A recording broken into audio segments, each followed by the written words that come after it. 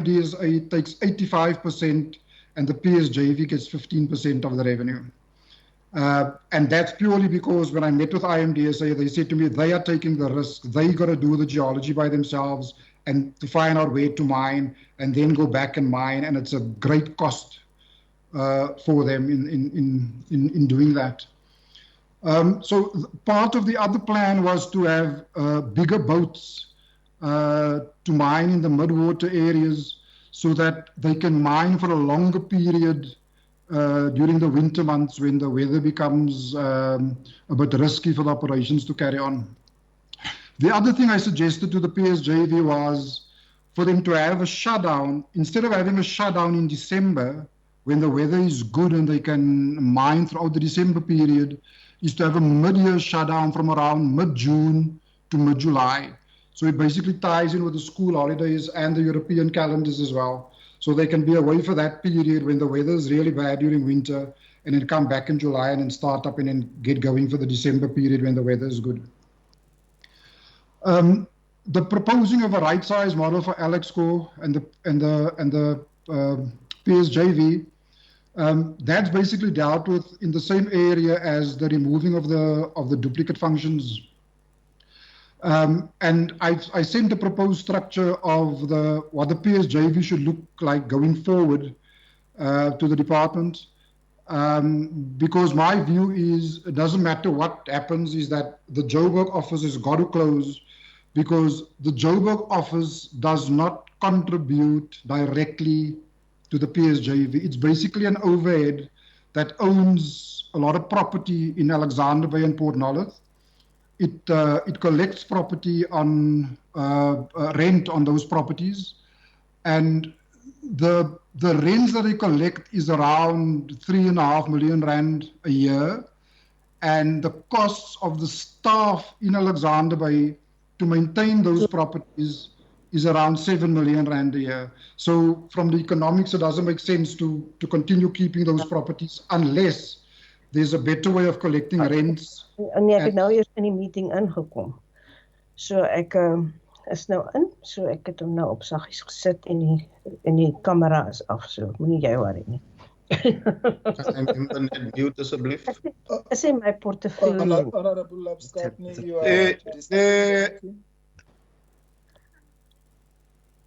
So unless there's a better way of collecting the rents and increasing Sorry, Administrator. Can I ask everybody to mute? Nou die dag vir iemand gesê, die mense geen begrip vir tyd nie. Dink hulle omdat ons op lockdown is en by die huis is, dat jy bly die 24 uur aan diens is. Mense het... Can someone call Member Labaskagni and tell us he must put over mic? We don't want to hear stories, kitchen stories from her.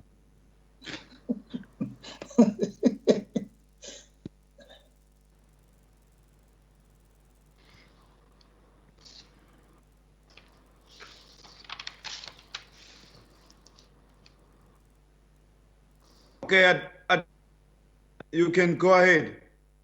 So I've also proposed that maybe there should be consideration for the liquidation of the PSJV. The difficulty with that is that you need permission from the Communal Property Association, and they are not properly constituted, so there's nobody really who can act on behalf of the CPA to do something like that. In view of that, I had got some legal advice on the liquidation of the PSJV, which I've submitted to the department for their information and for future discussion, but we never got round to discussing that legal opinion because the legal guys in the department were going to look at it and we were going to meet a lawyer after that, but we never got around to doing that. To manage the rooting out of corruption, the department hired Geboorde Forensic Services to perform a forensic investigation. I got a copy of the report. I engaged a lawyer to go through the report and to charge with an instruction that anybody and any company that was found wanting in that report to be charged. So charges have been formulated and presented to the CEO of the PSJV. He had then subsequently reported myself and Alex go to the CCMA. That hearing took place after I had already left. But I was called by the lawyer last week to tell me that he's now going ahead with a disciplinary hearing. So that should be happening in the next couple of weeks. The sales and marketing contract awarded to SSI was also found to be irregular. And like I explained earlier on, the difficulty with cancelling that contract immediately is that because of the financial situation, SSI is selling the diamonds on a monthly basis. Now, if the PSJV doesn't sell diamonds in a particular month, it will have no money to pay its contractors. It will have no money to pay water and electricity, that water and electricity provides electricity for the entire town. It will have no money to pay salaries. And with a poverty-stricken community like that, I just felt that it would not be the right thing to do, and that the right thing to do would be for us to have a plan B before we cancel that contract. And our plan B was to apply for our own diamond trading license, and then we can cancel the contract and sell the diamonds on any other platform we wish to. On an optimal corporate structure, I proposed to the department that we need to look at liquidation of Alexco because the company is not a going concern and it cannot generate cash flows to trade itself out of its current situation. In terms of Section 22 of the Companies Act, the company is trading recklessly and because it cannot meet its financial obligations for the next 12 months. The PSJV itself is technically insolvent. Like Alexco, for example, loaned the PSJV 200 million rand and had to impair that loan in the 2018-19 financial year, which was part of Alexco's financial problems going forward. When I took on the position, the PSJV had outstanding debt of around 126 million rand. Of that was pay-as-you-earn, VAT, pension fund contributions for the staff, medical aid contributions. It also borrowed 13 million rand from SSI, who then every month when they sell the diamonds, first took their payment and then gave the difference to the PSJV. So what we did was I got the CFO to put together a payment plan listing all of the creditors and then setting out exactly how much he was going to pay to who every month. Before the end of every month, I would speak with him. And what we did was we had a focused plan basically to reduce the debt. And by the time I left at the end of February, I think the debt was around 50 million or so. And it was projected at financial year end to be around 30 million. I'm not sure where they ended at financial year, and I think they actually ended up doing better than that. My proposal also was that maybe after a liquidation process, a new corporatized but adequately recapitalized entity could be established. And the difficulty we're sitting with is that the PSJV is an unincorporated joint venture. So it doesn't conform to the PFMA, it doesn't have to conform to the Companies Act either. It is managed by the deed of settlement and the unanimous resolution. And those two documents are seriously complex. And I don't think many people have gotten to grip with the complexities of those two documents. The second proposal was that to recapitalize the PSJV. So if the PSJV were to continue, it would need to be recapitalized. But my advice would be to corporatize it in the event of recapitalization. Furthermore, if it is recapitalized, the exploration program has to be carried out because you're going to capitalize it and carry on what I call mining blindly because you're not sure where the diamonds really are. It's a hit and miss kind of situation, which is why the previous board had asked for a recapitalization of 100 million rand for the previous financial year. And also in my view that from a technical perspective, the PSJV isn't adequately resourced. So like, for example, at the moment, it's only got one geologist. It needs to have a metallurgist to run the plant, for example. It needs to have a surveyor to tell the guys doing the deep and mid-water mining exactly where they need to go. It needs to have a mineral resources manager. So in the event that there's a decision taken to recapitalize the PSJV, it has to be appropriately staffed from a technical perspective. My third proposal was that maybe the government should sell its marine right to the private sector. And they might have the appetite to spend the money required to do the exploration, and that will maintain the jobs in the area and so on. But it will be a very difficult thing to do, in my opinion, because you are selling a mining right, but you're not quite sure what it has. You're not sure of the resource, because whoever you approach to buy that mining right is going to ask you what is the resource, and you will be found wanting in that aspect. And my fourth option was that the government exercises its put option, but you can only do that if the CPA is properly and constitutionally formed. And my understanding is that the Department of Rural Development and Land Reform has now placed the CPA under administration because it was in limbo for such a long time. And then in terms of developing a collaboration plan with the department, in my initial report in October, I sent a stakeholder engagement plan. But in my view, the key stakeholder in all of this is the CPA, and with the CPA not being properly constituted, it almost became impossible to negotiate with the various stakeholders. The department's obligations, as per the contract I signed, was to provide me timeously with all available information and data that may be required for the rendering of the services. And I felt that the department fell short in the sense. The second thing was that the minister and or the department are required to render assistance or take decisions which impact on the performance of the administrator. Such decisions and or assistance shall be provided without unnecessary or unreasonable delay. And I found that the department fell very short on this one as well. On other matters, if I could just break it up a bit, the financial position,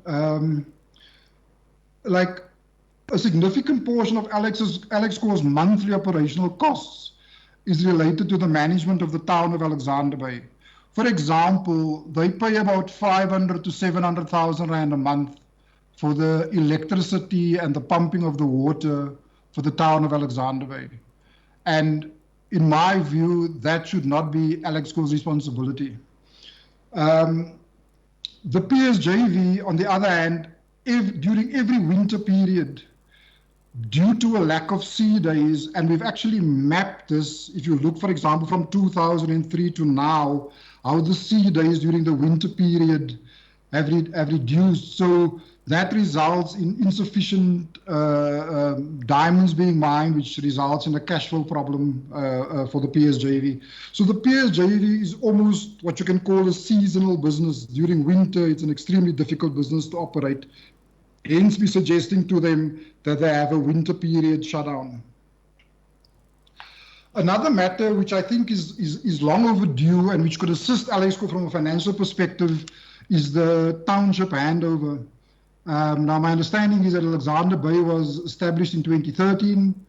In 7 years, nothing has moved in terms of the handing over of the town. And Alexcor maintains the town at significant cost. It has 32 employees in Alexander Bay whose only function is the maintenance of the town. And so my suggestion is that there should be a concerted effort to hand over the services to the municipality. I'm of the view that the property portfolio in Port Nolloth and Alexander Bay should be disposed of. And that's because the rent is currently not being collected. Water and lights is not being paid. There are contractors who are living in those houses who are not paying their rent. I also believe that some of them tamper with the electricity meters so that they don't have to pay electricity. So there's a whole host of issues around the properties. And with Alexco sitting in Johannesburg and the properties being in Alexander Bay, my advice would be for the properties to be sold. And like I said earlier, the rent corrected is around 3.6 million per annum. The costs of maintenance is around 7.5 million per annum. So in that sense, the economics don't make sense. And Alexco also pays the water and electricity for the entire town, and that's around 6 to 7 million rand a year. On outstanding matters, the CEO of the PSJV is currently suspended for various charges relating to the Gabora report. The license application to the diamond regulators completed. The Alexco company secretary is handling that matter, and like I said earlier on, we're hoping that they will get the license by the middle of next month. There's still the outstanding matter of the CCMA with the staff of the Johannesburg office. The Rehabilitation Trust hasn't committed to any rehabilitation, and it will be important for that to be attended to in the medium to short term. The town should be handed over to the Alexander Bay municipality. And I was also thinking that if government wants to assist this community, there may be other options such as agriculture should be considered. Because when you drive from Uppington to Alexander Bay, all the way from Uppington until Alexander Bay, there are all sorts of agriculture taking place, from vineyards to tomatoes and all sorts of agriculture. When you get to the Alexander Bay area, it's just a desert basically. And I believe that agriculture could be a real opportunity for this area.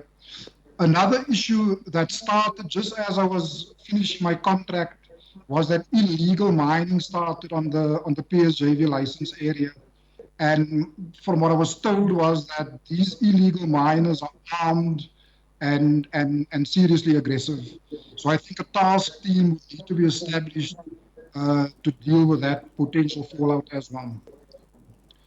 And that's basically my final report in a summarized nutshell. Thank you.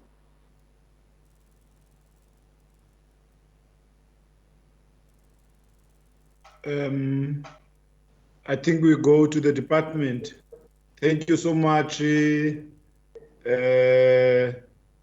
Mr. Administrator. Can we also ask the department to come forward?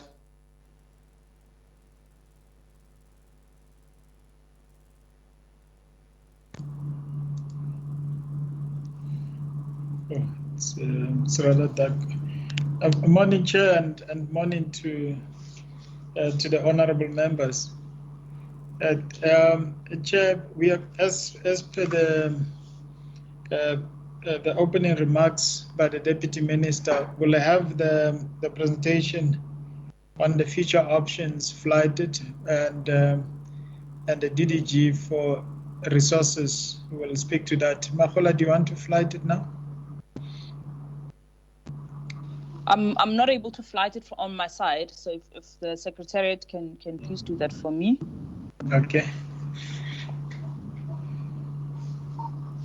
We are trying to also help this side.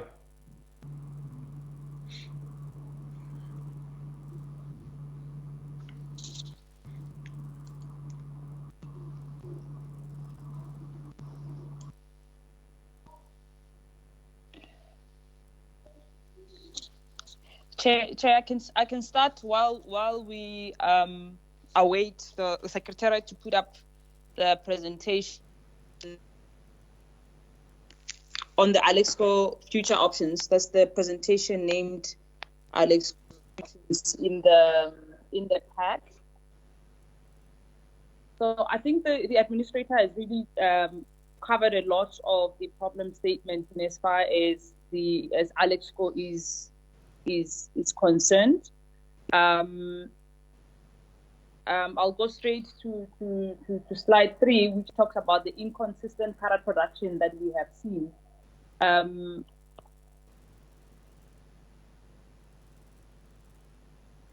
Thanks, Secretary. If you can go to slide 3, please.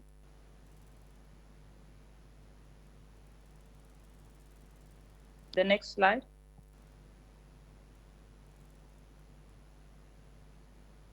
Thanks.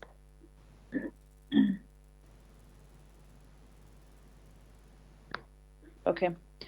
So if just in terms of, I think you've skipped a slide that shows the inconsistent carrot production as we have seen over the last 5 years, and speaking to the issue around the lack of precise information around the diamond deposits, and the fact that the contractors in the main do mine in the dark, so to speak, and that's why we've had a very inconsistent performance by the contractors over that period of time.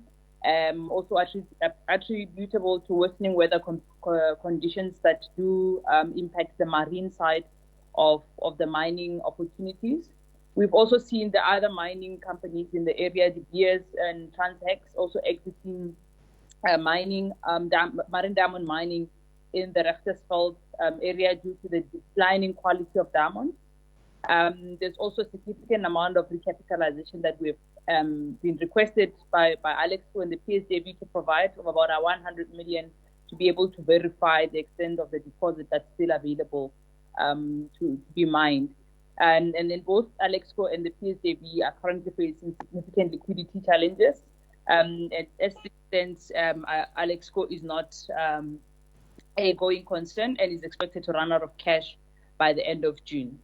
Just in terms of cost, operating expenses, on average, Alexco spends about 50 million rand per annum on their personnel and other operating expenses yearly, and the PSJV is looking at about 120, 150 average cost. And we know that the current cash position plus their current revenue levels is not sufficient to cover their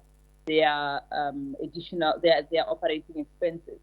And government has not supported the request for additional equity injection into the Alexco and therefore into the PSJV, primarily because we believe the business model of Alexco is not sustainable. But also, secondly, even though the deed of settlement compels government to put money into the PSJV, with the PSJV not being subject to the PFMA, it does make it difficult to put public funds into into a structure where the funds cannot be properly accounted for, and that's why we've embarked on a conversation around what is the right way to actually house the state's mining rights, or to deal with the right structure of the state's diamond mine. On slide 5 is just a summary of the financial performance, which is I've already spoken to, that we don't have a clear mine plan due to no exploration studies that require about 100 million recapitalization. We've got high operational costs compared to the revenue that's attributable primarily to the PSJV, and also due to the unfavorable revenue split due to the high risk that contractors take in doing the deep sea mining, and also the ongoing challenges with the deep sea mining, and that Alexco is expected to run out of cash by the end of June this year. The slide 6 talks to the governance issues, and I think the administrator has covered this sufficiently around what triggered the appointment of the administrator and where we are with that. So I'll skip slide 6 and 7, and I'll go straight to slide 8. It shows the options that we have explored in terms of the future of Alexco, and I will not dwell on those because I think Lloyd has spoken to those extensively. And on slide 9 is a summary of what we as the department see as a future option for Alexco. First of all, is to transfer the remaining deed of settlement to be executed by the department, and the remaining obligations are the conclusion of the rehabilitation of the old mine and the transfer of the properties to the community, and also the transfer of the 45 million rand to the community, which has not been finalized for quite a significant period of time, and to also transfer the municipal function, which are currently being executed by Alexco employees at Rechtersveld to the Rechtersveld municipality, and to wind up the Alexco head offices as they are, and to invoke Section 189 of the LRA, and to also then have a discussion internally as government on ceding the state's mineral rights that are currently held by Alexco to one of the entities currently reporting to the DMRE. So to essentially consolidate the state mining assets into one entity, which is AEMFC, and they would then consider how to exercise those rights within the PSJV or an alternative structure that would be more appropriate in relation to spending public funds, to consult with the community in effecting the liquidation of the PSJV or establishing a new structure or sustaining the current structure under different conditions, and that the state would retain the ownership of the marine mineral rights in the state mining company, and to exercise those as such. So essentially, is to deal with the cost structure related to Alexco, and to establish a new structure in exercising the rights through either the PSJV under different conditions or a new legal structure that would be more enabling. Chair, I think that is in short our proposal around how we deal with Alexco going forward. The conversation around our preferred option is still being discussed in government. We've had initial discussions with the DMRE, and they were supportive in terms of the consolidation as an objective within the SOC reform process, and that the discussion must still be had by the cluster and cabinet. Thank you, Chair.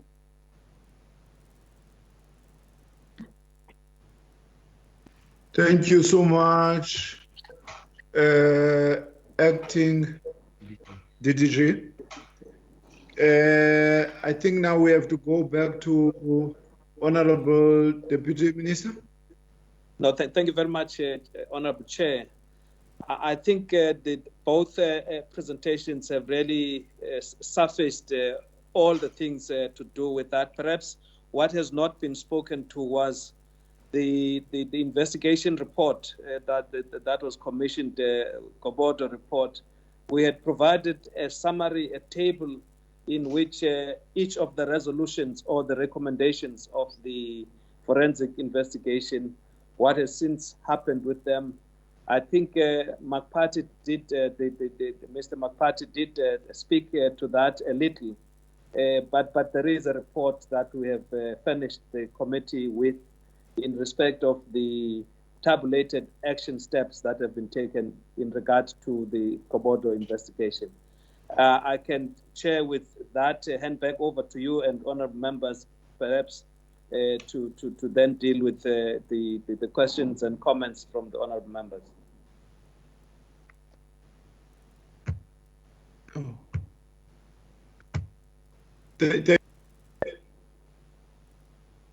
Thank you, Honorable Deputy Minister. I think now I have to take this opportunity to give over to my colleague, Honorable Chairperson of the Select Committee. Honorable Mativi, can you take over? Thank you so much. Thank you very much, Chairperson of the Portfolio Committee, and greetings to the Deputy Minister, the Department, and the Administrator, as well as honorable members. We are moving to the session where we'll allow members to speak like we did previously. I'm going to call the names. All of us are going to be given an opportunity to contribute to this meeting. Just for the purpose of record, I can put the apology of Honorable Bibi that she said she won't be part of us. We still have got some members from the Select Committee who are struggling to connect. We can request IT to assist in terms of them connecting. We are going straight to members. I will recognize the following members in their order. I'm starting with Honorable Bumede, Honorable Kachalia, Honorable Maudre, Honorable Nkwanazi,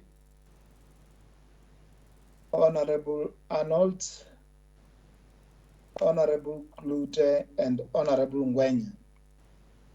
I'm starting with Honorable Gumede.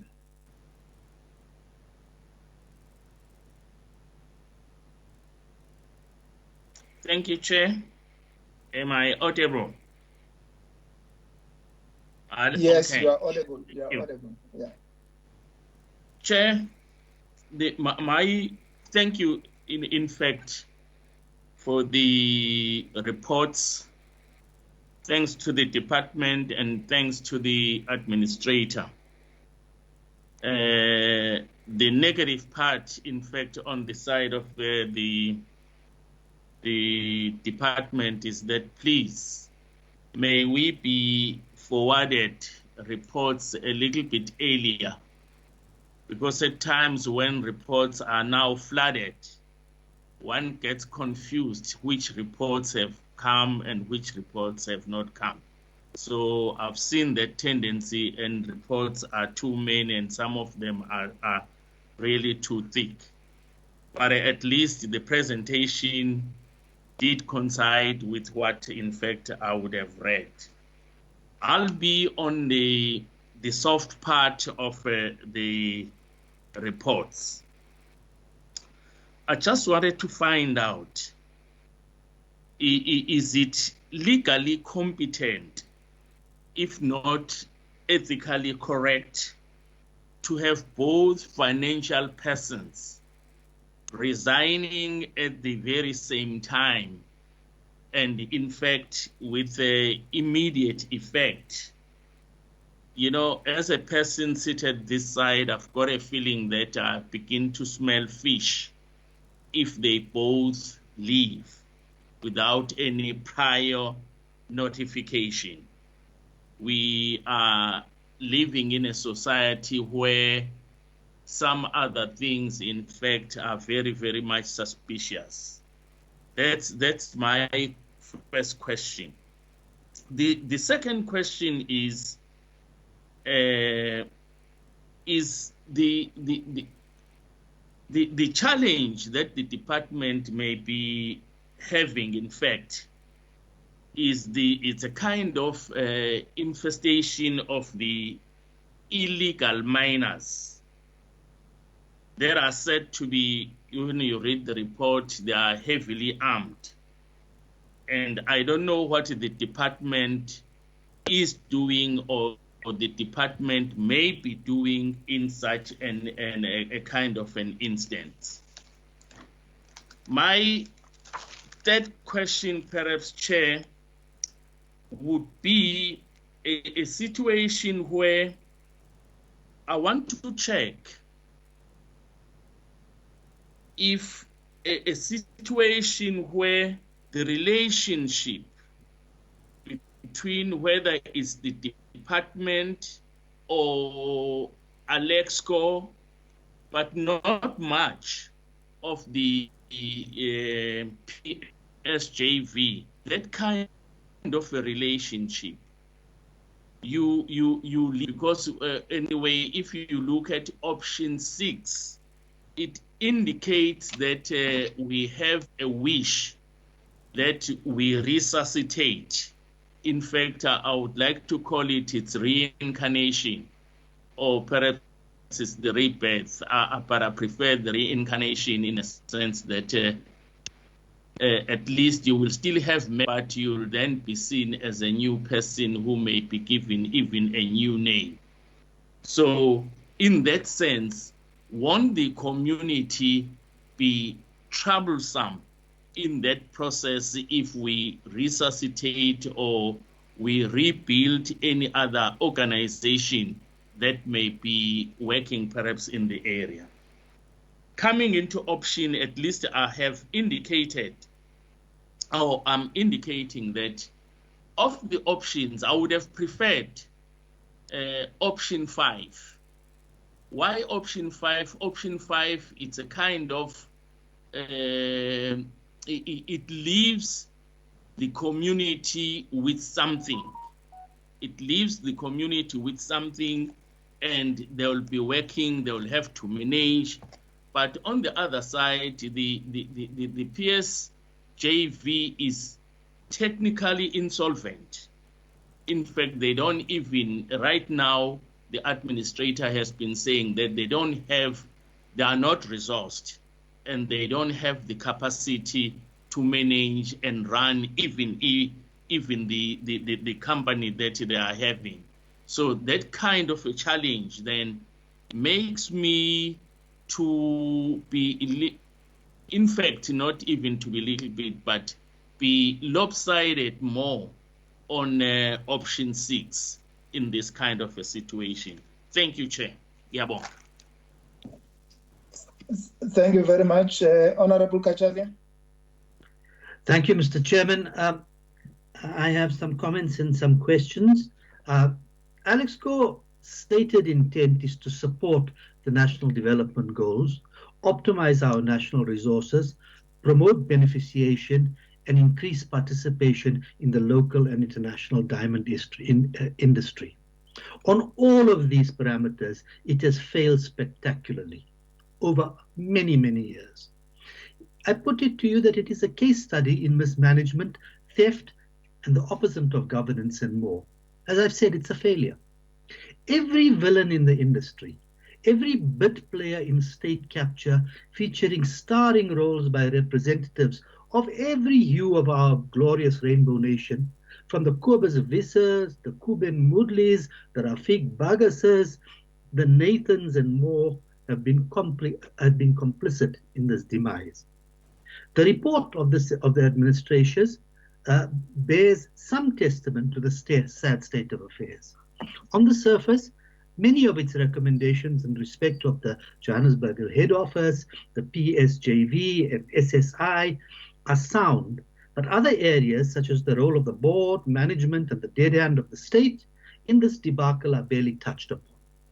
International best practice, be it in Botswana, Namibia, Tanzania, Canada or Australia, shows the viability of either private ownership or an appropriately governed and equal relationship between a private investor stroke manager and government, with proper governance in place enabling accountability, scrutiny and success-driven investments. The only outlier is Russia, and we all know what goes on there, or perhaps we should. None of this has been in place in Alex Co. And it was, whether it was under the stewardship of Alec Irwin, Lynn Brown, Momsibizi Zwane, Jeff Radebe, Musi Gigaba, or our current ministers, Pravin Gordhan and Gwede Mantashe. It represents a significant market failure in the hands of the state ownership. And yet we are told that the DPE's preferred option is to cede mining rights to a SOC reporting to the DMRE with a new community shareholder. This represents more of the same old madness which has led us to where we are. A bleeding fiscus, a community sold down the river, gross impropriety and a failure on every self-stated metric. We've been presented with 4 options: liquidation, recapitalization, sale, or the exercise of a put option. In view of the ongoing debacle, the only credible solution appears to be liquidation or sale in the face of insolvency and reckless trading. Who would buy it is another matter. But in my experience, is that purchasers can be found if the price, the terms, and the underlying assets merit it. Let me get to the questions. What are the costs of administration? Is there a schedule of activities, time, and associated costs?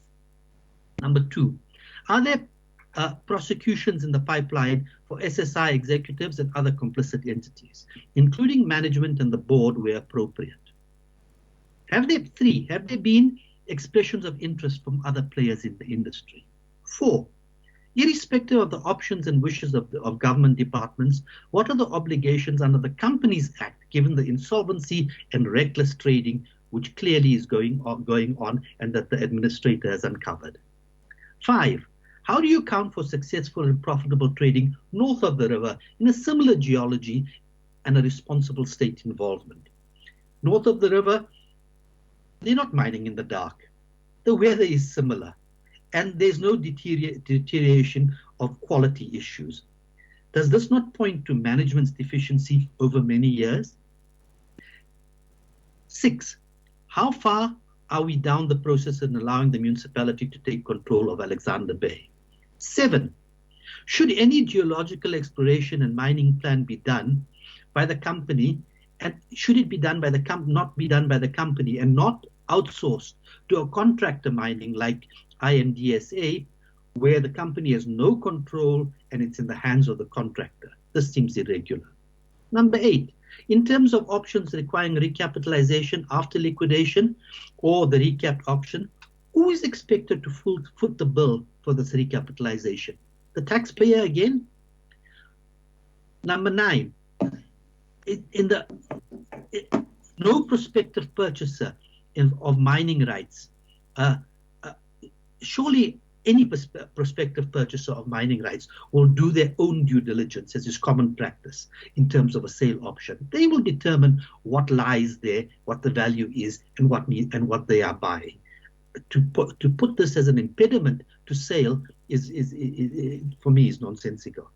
And then finally, to even countenance other options such as agriculture or sweetheart contracts in coal from Eskom, as the company has tried to do. Surely, if you can't deliver on your core business, you have no business in embarking on non-core businesses. I thank you, Mr. Chair. Thank you very much. Honorable Mahote. Thank you, Chairperson, and good morning to the colleagues and the officials from the department, together with the administrator. So I think there's a bit of a confusion, Chair, between the Deputy Minister and what he had expected, because in his opening remark, he said that the administrator is going to give us the forensic report, but correctly so, the administrator says the mandate was not to give the forensic report. But anyway, we welcome the report of the administrator. So I think before even we get there, we must just agree that there's no forensic report, Deputy Minister. And perhaps you might want to, in future, get it for us, because it will be very helpful. But going to the administrator, I want to know if, because he said that he had engaged the estate agent of the office in Joburg, which I fully agree that it must be closed because it's not serving any purpose. The operations are in the mine and the mine is not doing very well, so we can't have luxurious offices here in Johannesburg that are not serving any purpose. The offices must move to the mine. But perhaps to the department, how far are they with negotiating? Because I think he had referred the matter to the department. It will save, as the administrator said, something like 2.3 million from that leasing. So how far is it? What have they done so far? And if they don't agree with the estate agent, why can't they take the estate agent to court to nullify that contract? Because it can be done. And then the administrator also spoke about the irregular appointment of some company. And I know that he says what delayed the route they have taken was that they rather have the license than to fight, because the license would then give them the right to then nullify those contracts or start to engage on those contracts. So is that the only option of getting a license? Is there no other option of nullifying an irregular or refer it to other law enforcement agencies like your public protector or any other law enforcement office that could then come in when there's such issues of irregular appointments? And then to the department, the license that is expected in June, how far are they? Are we keeping, who is now keeping track, making sure, because now the administrator is no longer in place, who is then keeping track of making sure that we actually get this thing in June? June is next week. The 1st of June is less than 7 days from now. So we should be knowing whether it's going to be happening or not, or how far are we. And then just in closing, Chairperson, the last time the administrator came with his team, they indicated that the pre-feasibility was not done. And you can never ever enter into mine operations without a pre-feasibility. So to the ministry, we need to set money aside if really we want to save this mine. We've got to do the right things. We've got to do the full project life cycle, and that starts with pre-feasibility. And it will then unlock quite a number of issues that the administrator has highlighted. There's no mine that has ever existed without pre-feasibility studies. You are just hedging for disaster. And if we want to make this the pride of the nation, then we need to start taking it serious. And by taking it serious, it means that we need to do the right things at the right time. You can never move with a mine and later on you realize that the pre-feasibility was never done. That's why we're failing so much. We would have wasted lots of taxpayers' money. So we want to know from the ministry, when are we going to do the pre-feasibility studies? What is preventing us to start that process? Because we can never ever enter into anything of a mining operation without that pre-feasibility study. Chair, I will pause here for now. Thank you. Thank you very much, Honorable Mkhwanazi. Thanks, Chair. Am I audible? Yeah, you are audible. Thanks, Chair. Mine is the quick one. We thank the report and welcome the report from the department and the administrator. My first question, I think it was covered by both honorable members. First, about the current position of the Joburg office. Can we be given a detailed and the timelines on that? The secondly, it's Chair, if the department can take me through and give me and put me in confidence on their capacity to process the administrator report, and also are they be able to perform the duties, or are they be able to handle it as on option 6? I think it's the last option where it is recommended, if they can talk around the capacity of the department itself. For now, Chair, I will end there. That will be my take. Thanks. Thank you very much. Honorable Anos. Thank you, Chairperson. Good morning to the honorable members, the Deputy Minister, and then also all the officials. Let me also thank the administrator for giving us a report, which is well accepted. I think, Chairperson, the committee also needs to get a response from the department when the administrator, and I think we need a response here, because it's a concern for us now if we receive the report from the administrator saying that he struggled to get information from the department to do his work. I think that one needs to be responded to, and we need to get answers from the department in that regard, because the administrator was appointed to do his work, and I think that is what we need to also get feedback from the department. What is the reason why? The Chairperson, let me also just include some of the questions. I think we received a summary of the investigation into the relationship between Alex Core, PSJV, and it was just a short thing. And I think this is not on for us. We need more information. But I want to find out now the suspension of the CEO. The disciplinary actions against the CEO, we know it's an ongoing thing, but I think this is a serious matter.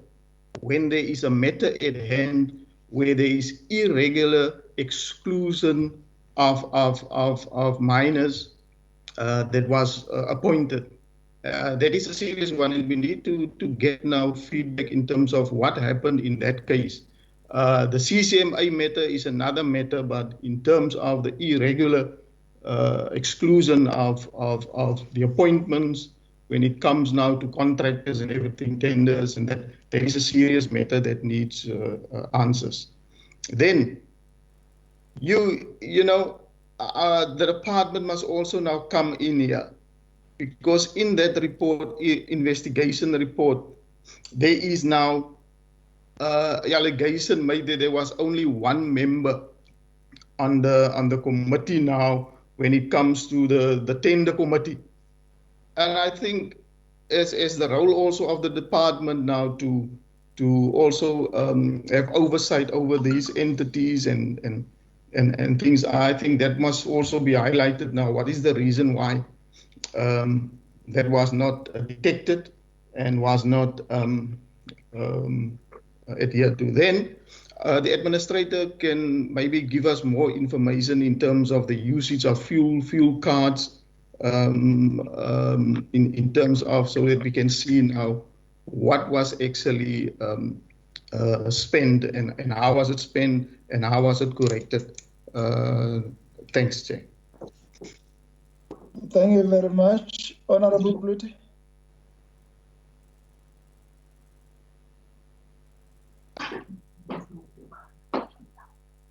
Honorable Klute. We can pass if hello. Honorable Klute. We seem to have a challenge of connection. We can go to, for now, we can go to Honorable Ngwenya. Thank you, Chairperson. Good morning. Chairperson, I've got comment and questions. The President Ramaphosa State of the Nation address in February 2020, President Ramaphosa stated that this year we are moving from the establishing of the state-owned enterprise to repurposing these strategic companies to support growth and development. This sentiment is relevant to Alexco as we are looking forward to a lasting turnaround plan for Alexco, Chairperson. My questions, Chair. It has been reported that Alexco is planning to retrench about 2 employees, almost a half staff complement. The question is, did the department or administration consult with relevant stakeholders such as organized labor, civic society, organized, or any relevant structures? If yes, how did the consultation process go with these structures? If no, why not? My second question, are there any pending court or litigation cases lodged by the department against those implicated by the investigation apart from the ones mentioned in the presentation? If yes, what is the nature of funding against those implicated? Why has the mismanagement of Alexco proven to be a difficult challenge to overcome? As the NSOP chairperson, we had a meeting yesterday with Minister Mantashe and his department. And during the briefing, we were informed that there is a deadline demand of diamond, and this may cause severe impact to the export of diamond. The question is, Chairperson, in the event of that Alexco gets served and returned to operate on its own, how will Alexco sustain its own business or producing diamond if there is declined demand of diamonds global? Last question, Chairperson. I would like you to join the members that can the office in Johannesburg be moved to Alexander Bay Town to ensure compliance and work as the oversight to able to operate to work better. Capacity of the staff as well, Chairperson, as contract also seem to be part of the challenge, given the fact on staff retention, it is possible to attract sustainable qualified personnel who can work who can work permanently to avoid CCMA cases and settlement that further depletes the company. Yeah.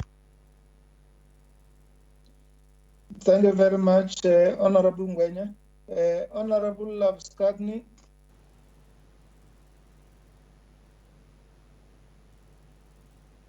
Honorable Labskagni.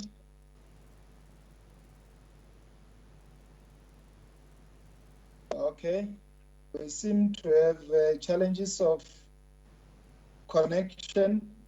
We seem to have challenges of connection with some of the members. I'll go to the round, wherein I will call the following members: Honorable Phiri, Honorable Komane, Honorable Mare, and Honorable Dlamini, Honorable Nana, Honorable Smith, and Honorable Mudise, in that order. Honorable Phiri.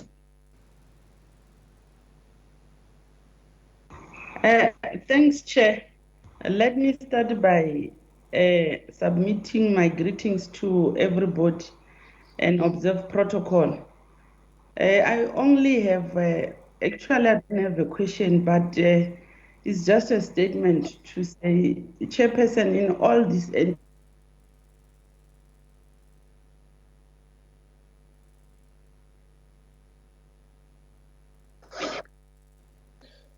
food, it's a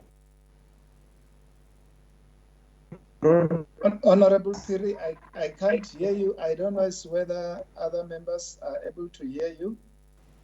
Honorable Phiri. Am I audible, Chair? Yeah, we can hear you now. If you can mute your video. I was saying. Yeah. Yes, I did so. Mine is not necessarily a question, but a concern to the department.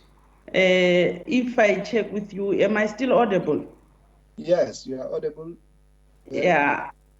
One of the roles or the duties of the department is to monitor and evaluate and also give support to the SOEs. But in all these things that are happening, if all of us we could look at the trend that is happening on the SOEs, it seems like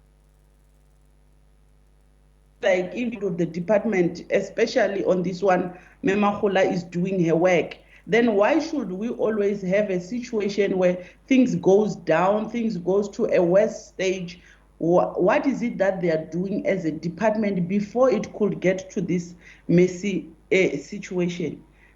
For a starter, we asked a question earlier on to say, you said to us their monthly report that you receive as a department. Immediately when they find out or there's a challenge, what kind of a support are they giving to an SOE? Secondly, if the SOE is not abiding to the terms and references that they've been given so that the SOE can be existent, what are the steps that they are taking as a department to ensure that they change before it goes to that particular level? Because all SOEs, Chairperson, are in the same state.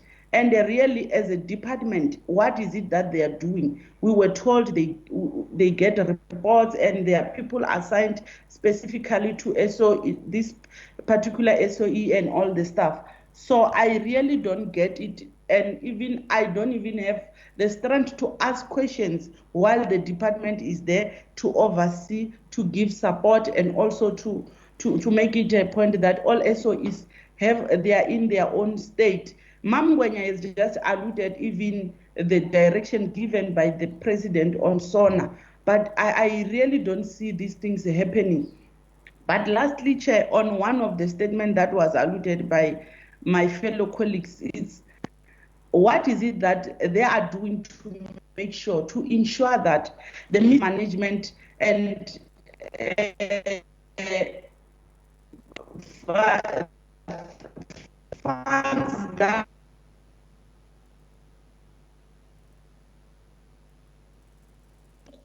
we have lost you, Honorable Perry. Been utilized appropriately must be returned to the Chairperson. Yes, Honorable Perry. Yes, I was concluding by saying in all these SOEs, the only SOEs that we were told that they recover and the misappropriation of fund, it's only Transnet. Why can't in all these SOEs happen, especially in even Alesco, as we are speaking about Alesco?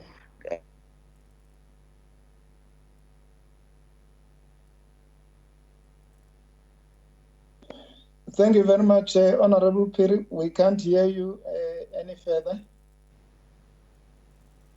We can move to Honorable Komane. You can mute there, Honorable Perry.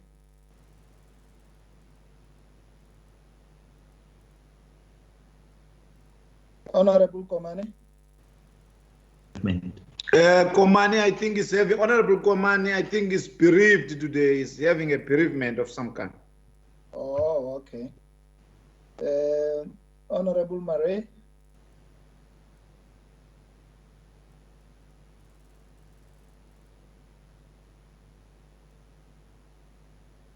He has not been here even in the previous meeting.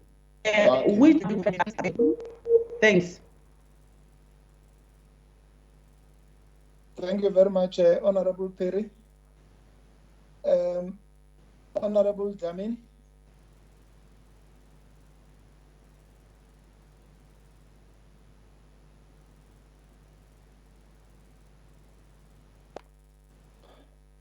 Honorable Dlamini, we can pass. Honorable Lavskakni.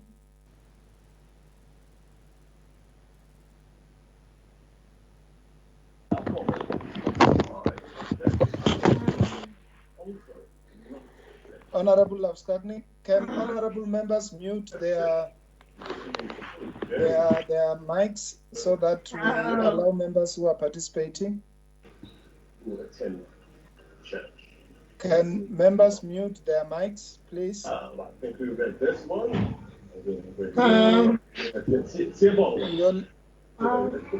Yoliswa, can you mute your mic? Thank you very much. We can move to Honorable Smith.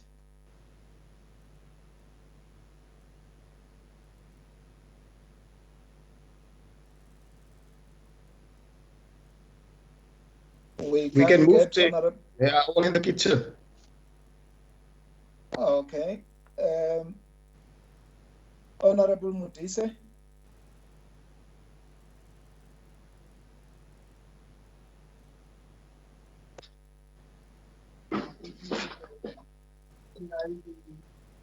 Morning, Chair. Yes, you are audible. Yeah. Yes, Chair. Thanks for the opportunity. Let me welcome the report from the administrator in the department. But Chair, other questions have been covered by members. But I still have one question. When in his presentation, he spoke about 6 options. I just want to check with them. Have they engaged the representative from Richardsveld community with regard to the 6 option they have made, developed for the future of Alexco community response, if there was engaged? That was my question, Chair. Thank you very much. Hello? Honorable Malinga.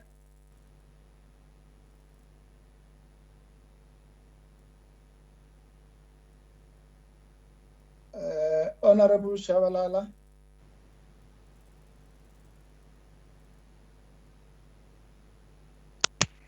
morning, Honorable Chairperson. Thank you so much for the opportunity, and good morning to all honorable members. Firstly, I want to ask the administrator with regard to restoring governance, necessarily around his mandate that he was given during his term of, being in the office. What is it that perhaps he would say that he has managed to do to try to assist and restore some order in that entity? Secondly, I want to ask the administrator, is from where he is sitting, was there any value for money insofar as the work that has been given to execute? Is he confident with himself? Did we really get value for money from the Public Payers Fund insofar as his appointment in this regard? Of course, we understand that he was appointed for a limited time period, but I also want to know what was the assistance that he sought, or rather he got from the executive. Was there ever an exchange where he would raise these matters that is raised fundamentally in his report that are very that are worrying, and of course the issues that he raises, you would ask yourself, was there ever a stage where there is management insofar as the reporting lines and all of that? Deputy Minister, can I ask just a question that says to you that what are the lessons learned in this institution? And it's primarily on the basis that the department says to us there's an option 6 that is mostly preferred. But I want to know, what is it that you are taking even in those option 6 insofar as lesson learned necessarily that on these matters? The Chairperson, the annual financial statements are likely to be qualified on the basis of SOC not being a going concern. So the question that I have is that what is it that we're going to do in this instance, bearing in mind that this institution will not have any financial backup come the next financial year or for the funding? Of course, we'll wait for the Minister of Finance, but in the interim, what has been planned for this department insofar as this financial muscles that we're going to assist and make sure this doesn't just fall through the cracks from where I am? Just the last part is that can the committee be provided with the progress update in ensuring the future role of Alexo and addressing the socio-economic outcomes of the Richardsveld and Alexander Bay communities, because we are public reps. At the end of the day, our major concern is those public persons, or rather our own society. So as much as they might seemingly to be not beneficial in terms of the matters that are at hand right now, the mandate of Alexco, but the question is that there is opportunity for socio-economic activities to ensue. So the question will be, what will be the support necessarily that we're going to grant as this department to those communities? I thank you very much for the question. Thank you very much. We'll afford the department the opportunity to respond. I'm sure I have not skipped any other honorable member who want to contribute. Honorable Deputy Minister and the department. No, thank you very much, Honorable Chair, and thanks again to the honorable members for quite a number of questions. I'm going to ask that we shared between, maybe first let me let the department, the Acting Director General first to speak on some of the detailed questions supported by the team. The administrator will also come to the specific questions to the administrator.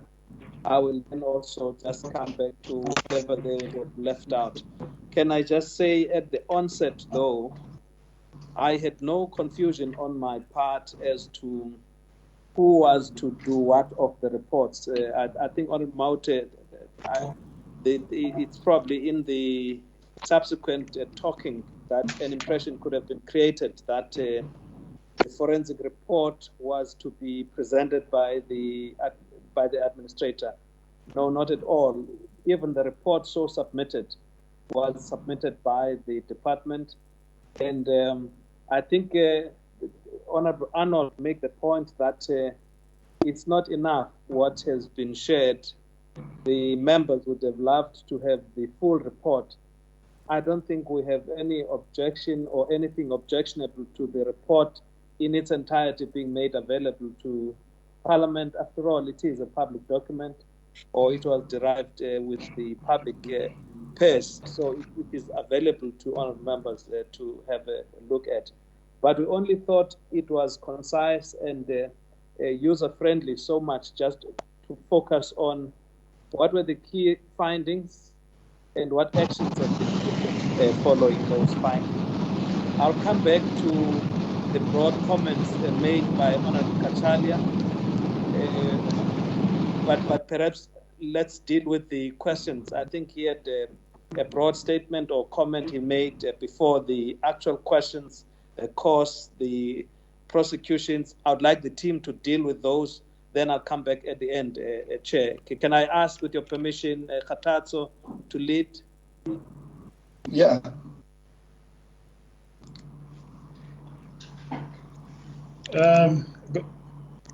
Good morning again, Chair and honourable members, and thank you, DM. The team will be coming in to answer some of the questions, but let me start with the questions from Honourable Gumede. The question that you are raising regarding the financial people living, I think it's an important question, and it does indeed raise red flags.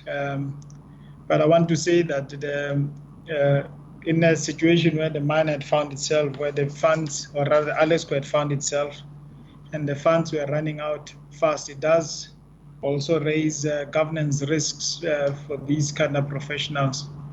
And that is a situation that we had hoped would have been very much addressed during the time the administrator was there. Because what we had indicated was that funds at the time were due to run out by June. So we had given the administrator a very clear mandate in terms of what the deliverables should be. That at the time we released an additional 17 million rands from the ring-fenced funds at Alexco to enable him to deal with these matters, including obviously cutting back on some of the costs from the head office. The issue of diamond theft at Alexco is an old issue. I mean, estimated at some point, it was estimated at some point that 25% of diamonds get stolen at Alexco against an industry benchmark of about 10% of diamonds. There is a security company that is brought in at Alexco to assist in that regard. We also have the CEO of Alexco on the line that he may want to comment on that phenomena and how that has been addressed in the past. On the issue Honourable Gumede is raising regarding option 5 and whether it's not a favourable consideration, and the state of affairs with regard to community structures at Alexco would make it very difficult to engage with the communities on that particular option. But ultimately, we believe that even if when option 6 is implemented, that there must be a way found to ensure that these communities are properly empowered, considering that from 1928 they've seen diamonds being taken off their land to service what was arms purchases at the time, and they have not seen any proceeds from it. Even after the new government has come in and pumped in about R1 billion in ensuring the deed of settlement is properly implemented, they've still not seen proceeds coming their way. And unfortunately, in this latter case, it has very much been a product of infighting within the community, where those that were able to get their hands on resources from the community ahead of everyone else are using those very funds to sow division within the community. And that's a situation that we're hoping now with rural development having stepped in and appointed an administrator that it would be addressed. Honorable Kachalia has raised what I'll say are some fair points. What we are realizing ourselves as well is that the appointment of people that have sector-specific knowledge is important in the successful turning around of state-owned entities. And some of this capability that we require at times can come through public-private partnerships. And that is obviously something that we are also looking at, but it is not it's not necessarily a panacea to all these challenges, because where you have private businesses operating on their own, we have also seen how skewed incomes can be in favor of those that are at the top. I mean, if you look at the average salaries that the mining companies are paying their executives today, I mean, they are some of the highest paid executives in the country versus what the mine workers are getting paid on the mines. It shows that you need a hybrid model. The private sector is not a provider of all solutions. And in actual fact, in recent times, there's been a very a clear message that has been coming up from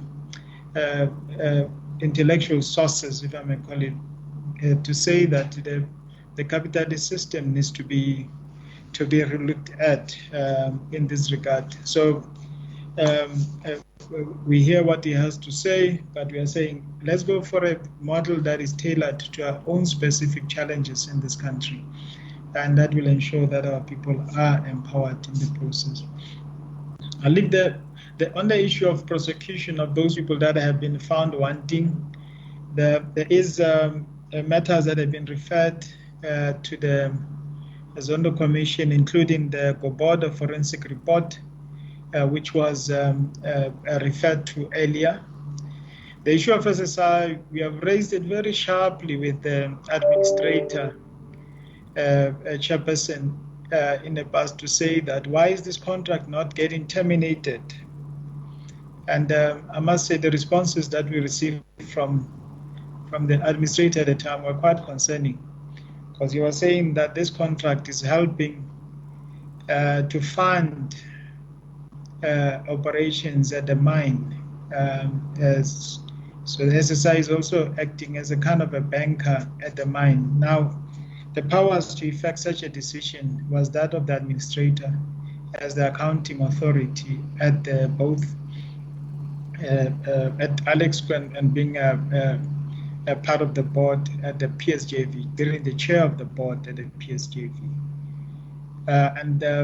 And one of the concerns that the miners had raised was the prices that they are getting from the diamonds that are getting sold through SSI. Of late, an analysis that was done by one of the contract miners, they are saying they are getting paid as much as 40% below the Zeminski index with regard to the sale of the mines.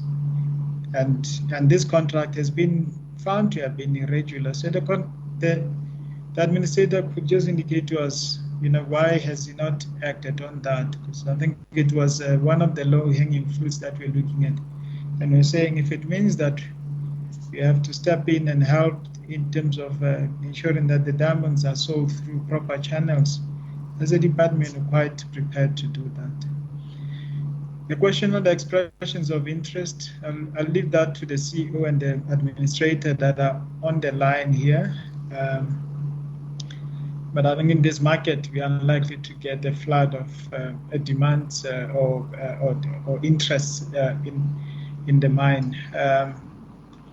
With regard to the to the issues around the Companies Act and the possible reckless trading that is happening at the mine, that is one of the issues that have led us to develop the options that are before the members today, because we need to ensure that we address the situation, and because the administrator was brought in as a temporary measure while we are looking to repurpose the mine, which is a proposal that is going up the chain within government. Hopefully we'll have a decision soon in that regard. The difference between performance on the southern side of the Orange River and the north, I think those we accept the criticism, and it's purely linked to the management, the quality of management that you have. Now the suspended CEO of Alexco, PSJV, it was quite apparent from early on that he was not suited to this particular task, but unfortunately the boards that had come in and were overlooking the business had chosen to proceed with him. He was not a mining person, he was an HR person. And when you look at the north, there's a much more professional operation in partnership with De Beers on the Namibian side. I must say there's also a geological issue that comes in as well, because from what you understand from those that are in the know, is that diamonds tend to drift north. So what you'll find is that the deposits in the north are a lot better than what you have in the north. I think it's a result of the currents in that part of the ocean. But the positive that we have is that the marine resources still have not been fully exploited in the past, and we are hoping that will be addressed going forward. Rustenburg municipality taking over, this has been an issue that we have put a lot of effort in the past. I know the CEO at Alexco has done so as well, and if I can just ask him to say something on it later on. But it must happen, Chair, from I think it's November 2013. The town, the Alexandra Bay town, has been part of the municipality, so they need to start taking responsibility on it. The issue of a mining model, which is linked to what kind of should the mining not be done by the company rather than contractors, is something that needs to be looked at. But also, if you contract properly with contract miners, because they are taking the risk in this regard, it can also, that model can also work. It all boils down to management. But we have also in the past mooted the idea of Alexco itself putting vessels in the waters and mining for itself, so that if you have a proper team, that should be realized. The due diligence, and we know the point on due diligence, Honorable Kachalia, that the buyer normally would do that instead of the seller in determining the price. But I think sometimes you want to be informed so that you don't take any price that comes your way. So that we take note of, and we'll factor in our planning here. The intention with regard to what Honorable Kachalia has deemed as non-core businesses, it was not necessarily for Alexco to be pursuing those opportunities, but for Alexco and the PSJV, with some of the proceeds that are due to the community to propose and advise community to look into some of the ventures that Alexco undertook very successfully in the past. Alexco used to produce quite a lot of agricultural products due to availability of water on the Orange River. And those used to feed not only Alexco employees at the mine, but the community used to benefit quite greatly from it. There were orchards that were planted there, which have now dried up because the irrigation system got broke, was not attended to. That's when the operations were under care maintenance in the past. There's been maricultural activities where they used to breed, shellfish as well as other types of species for consumption. There was a dairy farm that was located there. So all those activities, the community with the funding that they have available, and the Rachterspalt Investment Fund still have quite plenty of resources that could be directed in that regard, can be able to really start sustainable businesses in those lines to supply and not only the country, but also up the west coast to supply those parts of our continent as well. And that's what really we are speaking to there. The Honorable Maudwe asked a question regarding the contract with the landlord. I think it's Growth Point. The power really to renegotiate is with the board and management at Alexco, and we did get wind of this. Had been mentioned by the administrator in a meeting here with some of our officials, but that responsibility really is best positioned there. All that we could do is nudge Growth Point in the right direction because they obviously have quite a number of government contracts, but ultimately the contractual relationship does not involve the department. And then maybe this is one of the decisions that the administrator could have bitten the bullet on with the funds that were remaining and effected it. I've spoken to the SSI contract, Honorable Maudwe, and in the report that has been given to authorities, to Zondo Commission in this case, that has been touched on, and the CEO will also speak to it.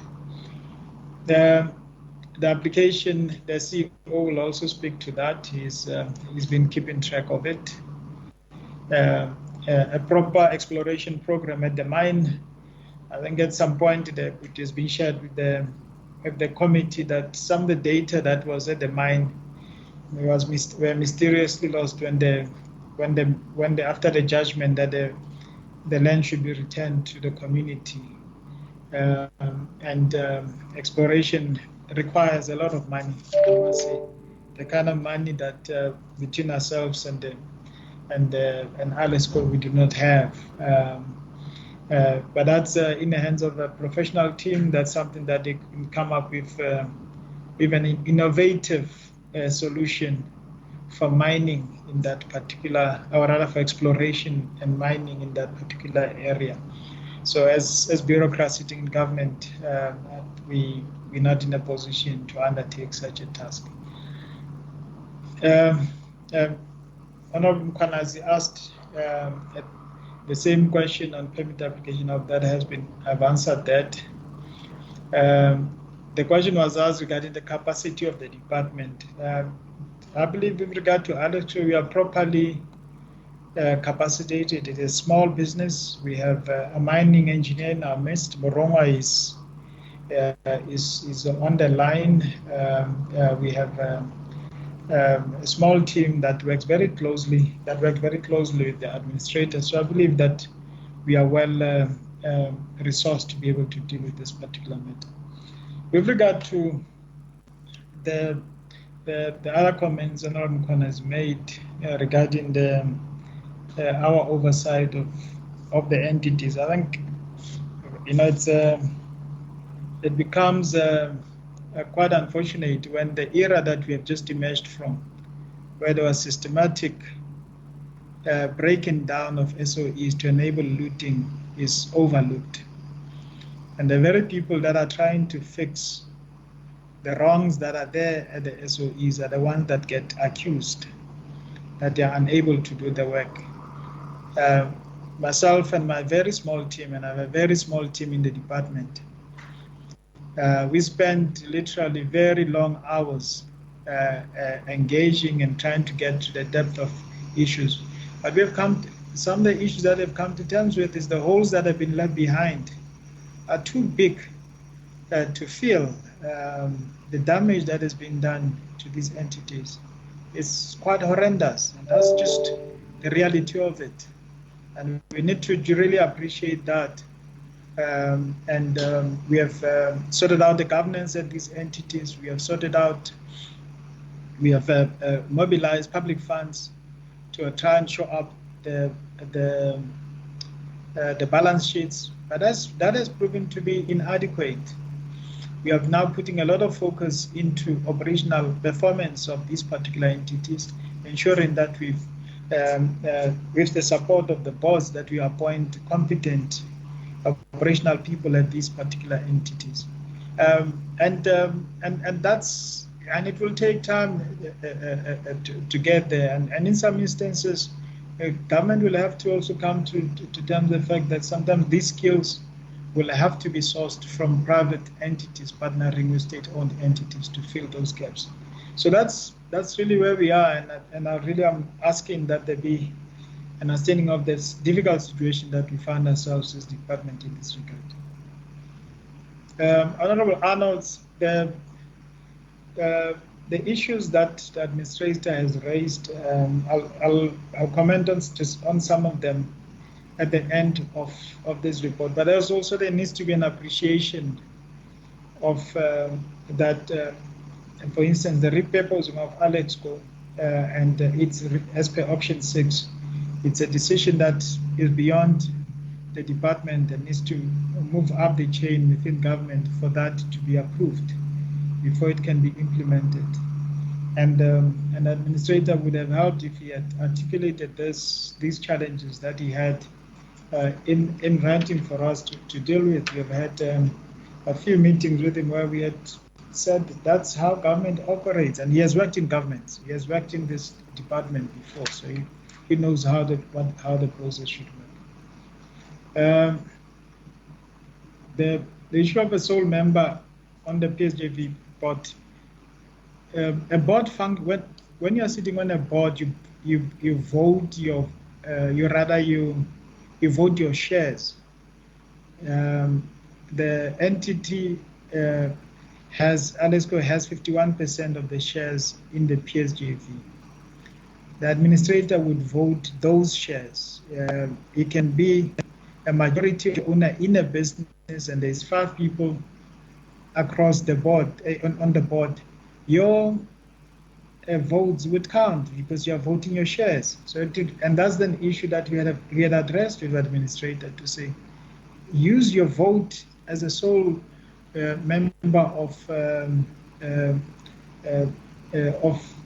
representing the government interest to vote those shares. Should not have been. It's not a weakness as it been articulated. Honorable Ngwenya, we agree with you. The message that regarding the repurposing of agenda that has been articulated, and that's exactly what we are trying to do. The CEO will speak to the consultation with regard to retrenchments of people. I presume primarily are referring here to the PSJV. I've spoken to the cases that have been opened. The decline in diamonds, that is noted, and like I said earlier, it's a difficult period, firstly to be seeking partners and also seeking new markets. But I must say, Alesco diamonds are also some of the most sought after in the world, so that could be a mitigating factor. But there is a post-COVID period that will come. The markets invariably will recover, and I hope Alesco will also get its space in the sun when that happens. The issue of transfer of head office to Rachtersveld, we support that fully. That's one of the directives that we're given to the administrator for the year. I've answered Honorable Piri with regard to on the question that was raised regarding the quality of support that is given here from the department. And also on the issue of misappropriated funds. Honorable Lisa asked the question regarding the Rachtersveld community, whether they've been engaged on the option. The option does not affect the community's share of PSJV. It solely deals with the government share of share. There's interference. There's Honorable Nana. Can you mute your mic? Yes. Yeah. The option does not affect the community's interest in Alexco PSJV, and yeah, so it's really a decision within government in this regard. Yeah, but we take note of the point that is being raised. I think at some point, once the administrator has been able to stabilize, the administrator appointed by rural development has been able to stabilize the community structures, that will be an opportune time to re-engage. I think Honorable Shabala, the first two questions were really directed at administrator. He can respond to that. And yeah, with regard to the lessons learned, I think I've spoken to some of them. I think putting the right team in place becomes very important. I think the issue of consolidation in a sector, so that government has one entity that is looking at that, becomes important going forward. I think that with regard to Alexco, I think as on a whole of government approach to it, and I think we could have done more with regard to delivering on the socio-economic programs in the Rachtersveld, including working very closely with the municipality there.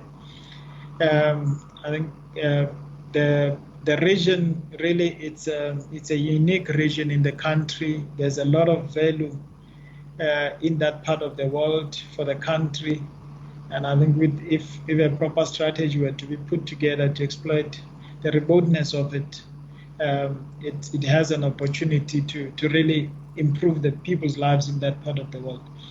And Chair, I just want to say as well that we have been down there with the head of mining sector unit here, Moronga.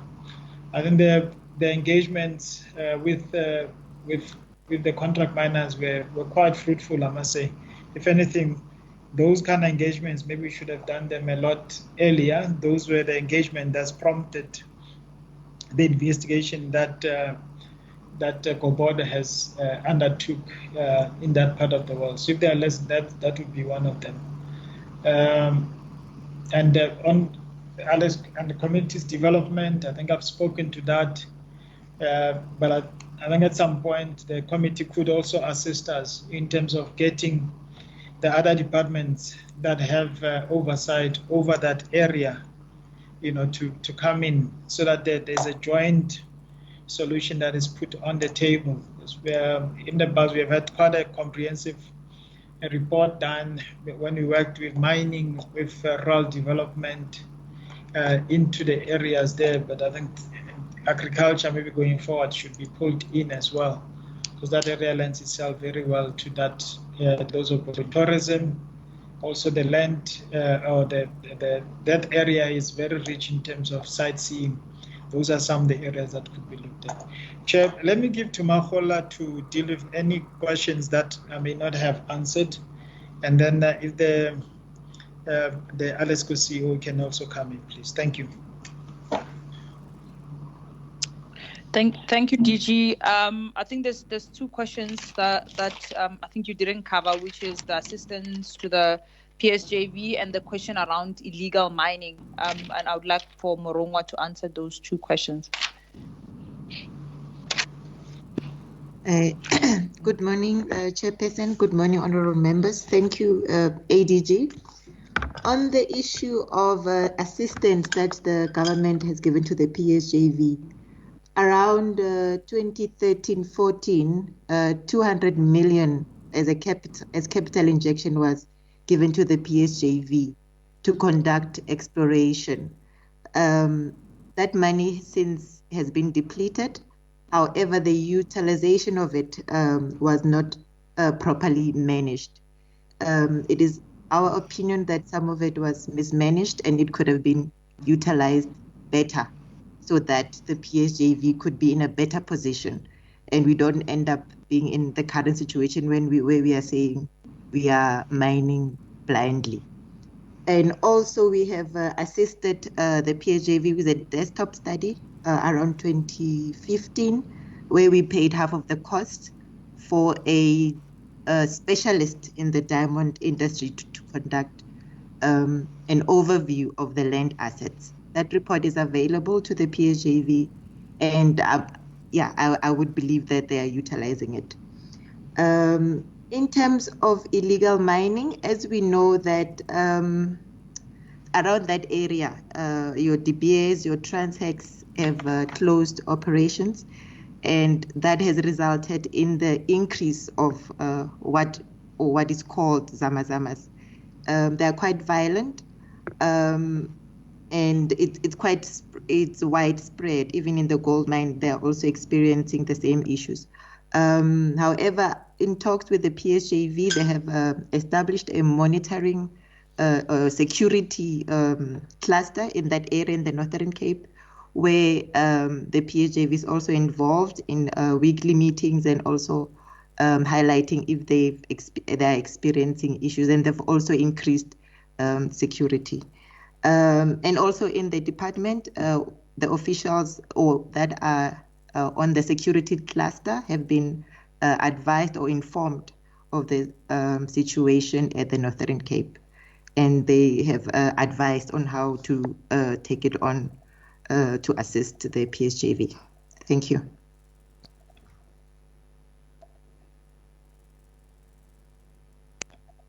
Hi. This is the CEO of Alexco here. Just to clarify on two issues that were raised by the honorable members, starting with the application for our own trading license. The license has been granted. We're just waiting for the COVID processes to surpass us. I think next week we are going to get all the paperwork, but Alexco has been granted the license to trade. That's as far as the application is concerned. The second point on township handling, last year the three offices, the Office of the Premier, the Rustenburg Municipality and Alexco, agreed on a transitional agreement to hand over the municipality with effect from the 1st of July 2020. And the reason being 1st of July is the municipal year, sorry, the beginning of the financial year end for all municipalities. So what we needed to do was to let them know what was going to be needed for them to be done by the municipalities before that. Subsequently to that, we have also, as Alexco, sent them the letter, as it is previously explained, that we are currently spending almost 8 million per annum on municipal activities. So we have sent the same offices, the Office of the Premier, the Minister, sorry, the regional mayor, and the local mayor, that with effect from the 1st of July, they should come with a solution, because Alexco will not be in the position to deliver on those municipal services anymore. I thank you.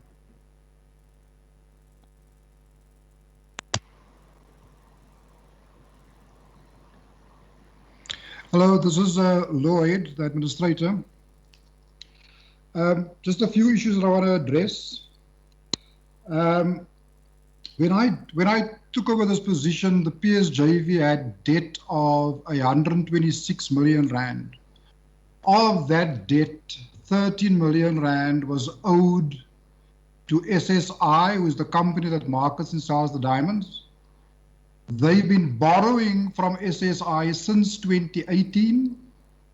The board at the time, in June of 2019, ratified a loan agreement and backdated it to January 2019. Now, all of this precedes my joining Alex Co in her position as administrator.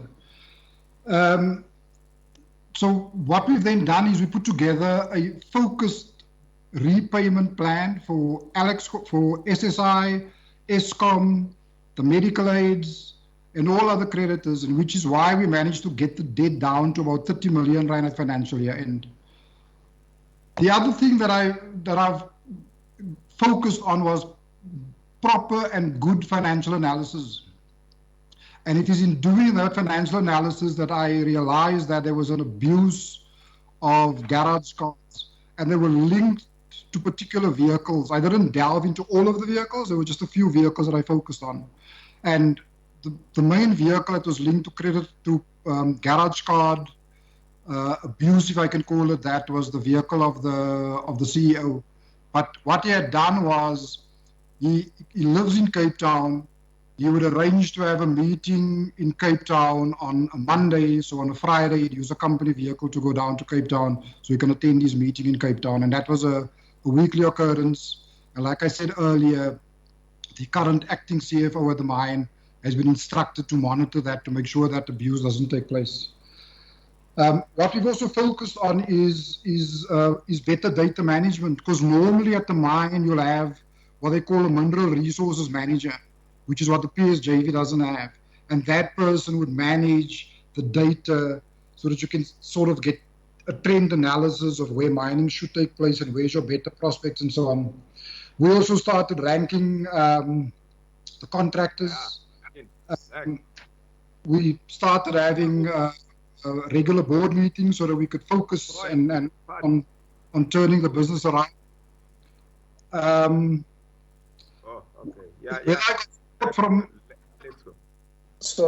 Sorry, there is somebody who has not muted the mic. Can we mute our mics and allow the administrator? Thank you. You can continue. Support from the management. I got good support from the management at Alex Co. I must say, from the time I joined to the time I left, I saw a marked difference in the CEO. He came up with all sorts of good ideas and suggestions, and the sense I got was that he felt that he was now being listened to and he was being engaged, and that to me was quite encouraging. Also at Alex Co, the role of the company secretary, I think sometimes it's underplayed. I think support from her was absolutely fantastic in terms of keeping me in line with the MOI, the significance of materiality framework, make sure that I stuck to good governance practices and so on. At the mine, the current acting CEO, Jerome, I think is a fantastic geologist. And I think between him and the CEO at Alex Co, they can create a bit of magic if they are supported. They've got some really good ideas. They're two young gentlemen, and I think they've got some fantastic ideas. In terms of terminating the lease agreement, like I said earlier on, I engaged the managing agent, and they were adamant that the lease will have to be paid until the end of the lease period. I then met with the Department of Public Enterprises. The acting director general was in that meeting. And in fact, he's the one who said that they will engage the managing agent because government lets a lot of property through Growth Point, and they will see if they can get a better deal. And even if I wanted to cancel the contract, the significance of materiality framework prevents me from doing so because the quantum involved is beyond my signing powers. I can only sign up to 500,000 Rand, and that was in excess of 2 million Rand.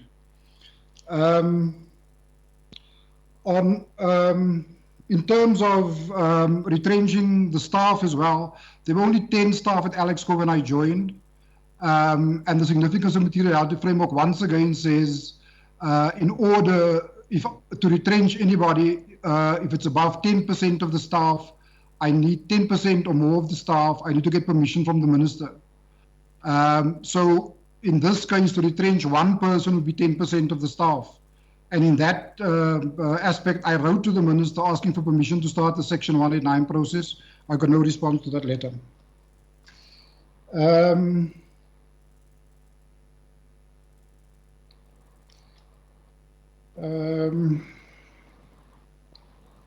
I think that's all from my side. Thank you. Thank you very much, Dear. Thank you so much, Chair. To conclude, one can say this round of questions, Chair, and I think all of them have been dealt with sufficiently, is to say that we are, as the department, now engaged in a process of consulting within government.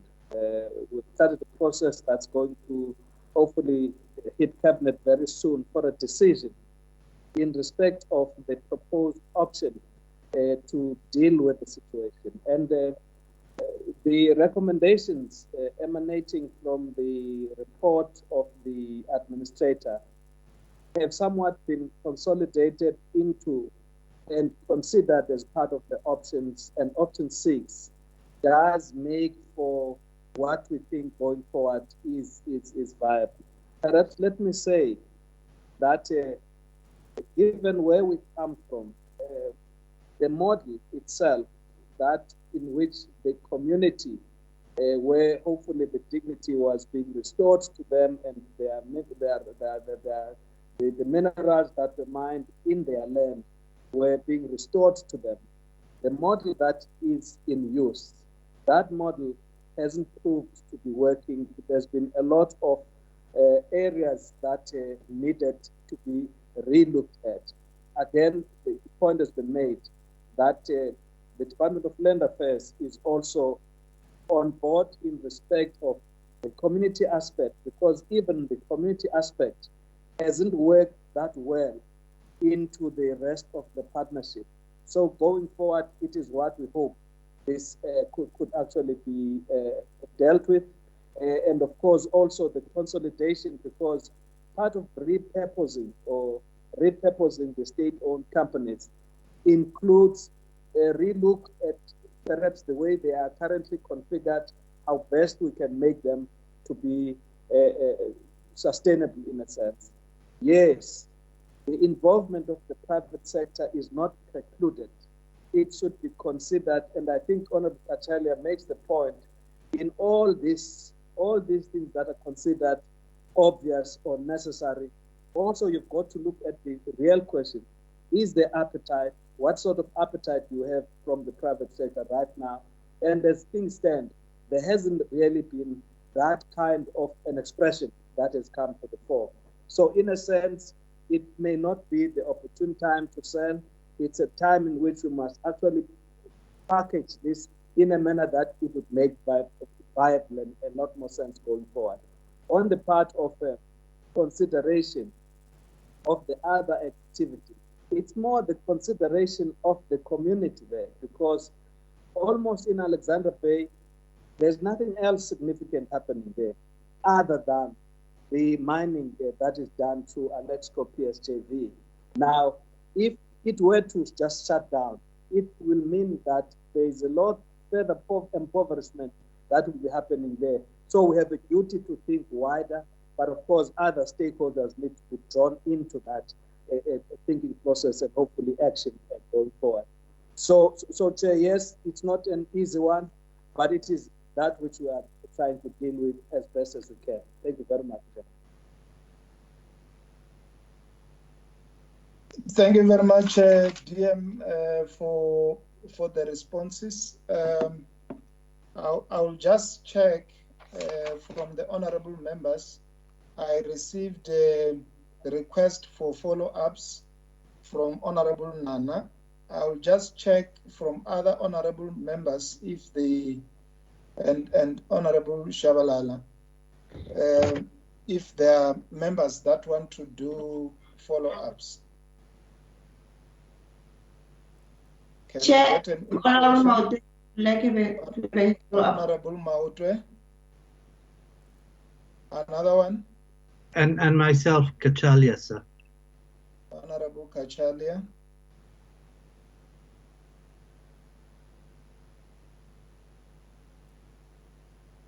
Are we okay, members? Okay, fine. Honorable Kachalia, you can start.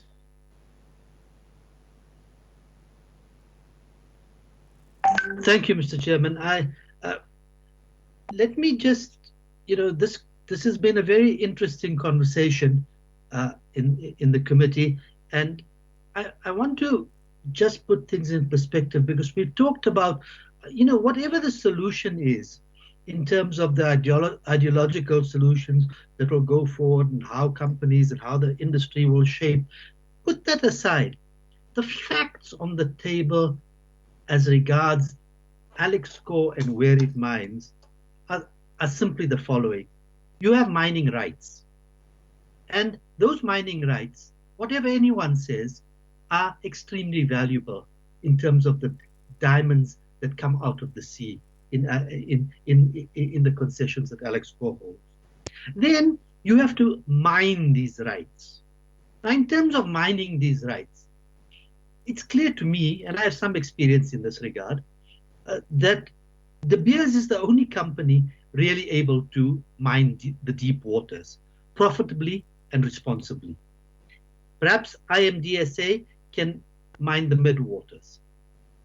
Then once you've mined the resource, you have to market and sell the product.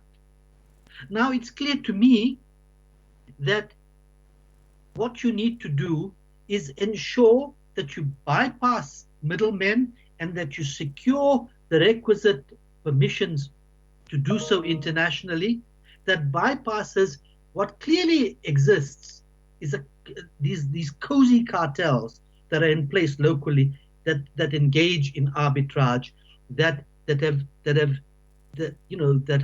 sold over a period of time diamonds at a 30% cost less than the index, which is only explicable. It's only explicable by underreporting, theft, and extreme negligence. Now, if you do this properly, then you can able to mine and sell your resource properly and sell what you produce properly. Then the valuable properties that the community holds kicks in and the community begins to benefit. Now, this is quite simple, but to do so, we need competent management. That requires oversight and governance, and not the same old suspects who have delivered debacles. What we need is a sea change, to coin a phrase here.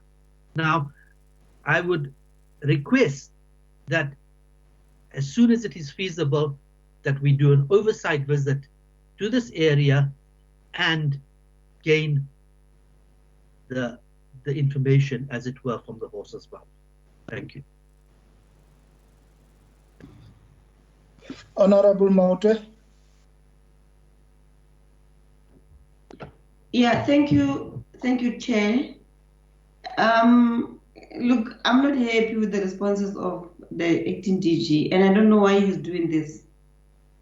He's the acting DG of all the SOEs in the country that falls under DPE. So he can't tell me that, no, that matter is for the management. What has he done? The administrator was here saying that I've referred the matter to the department. It's not me, Umpilo's making up that. It is the administrator. He says he referred the matter to the department. So what has the department done?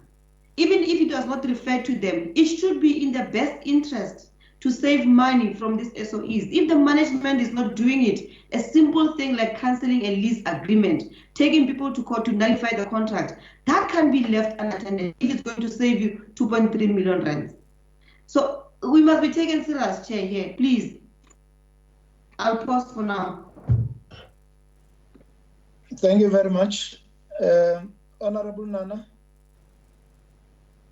Well, thanks, Chairperson. Firstly, my apologies for joining late. I had connection problems, and I suppose I might have signal issues. And also, Chair, you will only hear my voice. I have terrible connection problems, so you won't be able to see me on video. Chair, sometime last year we a delegation from Alexco, and I would like to repeat what I said in that.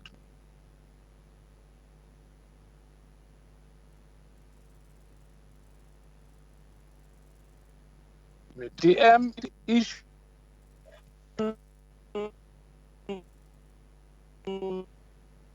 Honorable Nana, we are losing you. As old as 10 years ago.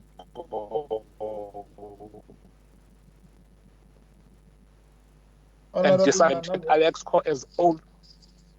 Can you hear me, Chair? Yes. Hello? If you can you hear me now? Yeah, we can hear you. Just stay in one area. Okay. Yeah. If Honorable Nana can start afresh, there's a point where he just got lost. Could not. Yeah, he got lost along the way. Okay, with pleasure, DM. So what I was saying, Chair, I would like to start my comments and then a couple of questions with what I said in the meeting we had with Alexco last year. It is an indictment on this government that issues as old as 10 years that relate to Alexco are yet to be resolved. I mean, the issue about who's responsible for service delivery in that township, it's old as 10 years ago or even more. If you go back to annual reports of Alexco, you will see what I'm talking about. The issues that the DG raised about revamping what was there before, like your dairy farm, your orchards, and all of that. It's the same old stuff that I had about them 10 years ago, Chairperson. So it is on those bases that I think it's an indictment, and unfortunately, if you've been to if you've been to Alexander Bay, you will see what I'm talking about. The kind of community that lives in that area doesn't deserve this. They actually need government more than ever before. Now, Chairperson, my first question relates to the factory at Alexander Bay. The last time we went to Alexander Bay was probably in 2012. Desang will correct me. And they had old, outdated, most of the equipment was broken. Old, outdated equipment, which most of it was broken. I would want to check from the DG, what is the state of the equipment that is currently used at the factory where they sift diamonds and all of that? And if they still have the old equipment, how do you expect this business to operate optimally whilst it's still using equipment and technology that is 50 years old, whilst their competitors are using cutting-edge technology? That's the first question, Chairperson. And the second question is on the value add on the diamonds that are extracted from that area. I am reliably informed that diamonds that are taken from Alexander Bay are actually transported to Johannesburg for processing, cutting, polishing, and all of that. How do you expect to develop that area without really localizing value add and beneficiation for the local populace. Because if you don't do that, you condemn that population to government handouts and hoping that their joint venture would one day, produce some fruit, which from where I'm sitting, I am less confident. And the last one, Chair, I hear that the DG talks about people that have been referred to authorities, people that have been suspected of doing wrong, and some issues have been referred to the Zondo Commission. I want to ask the DG a direct question, and I'm asking the DG this direct question because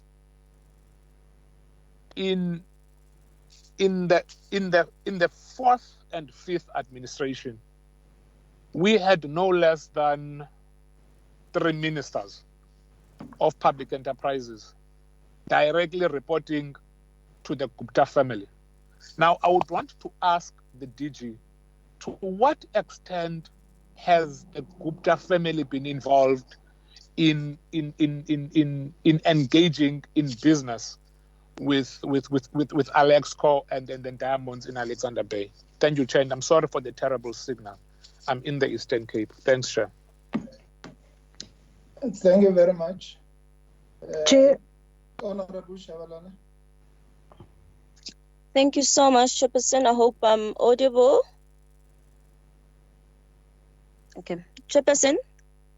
Yes. Okay, thank you so much. I just wanted to get the indication.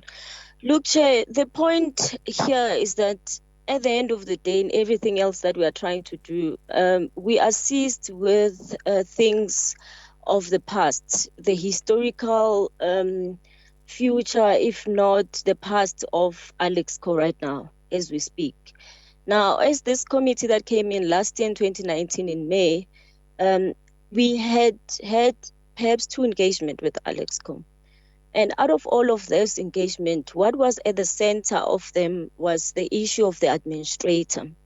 And the administrator, and I'm more interested in that because I would want to have a point of departure from there so that when we look at this thing, we look at it from that perhaps parameters.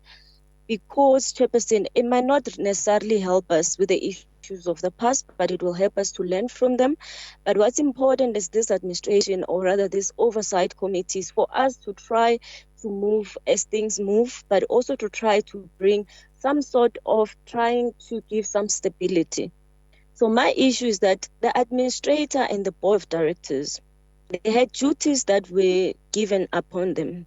And part of them were to restore normality and stability to maximize successful outcomes.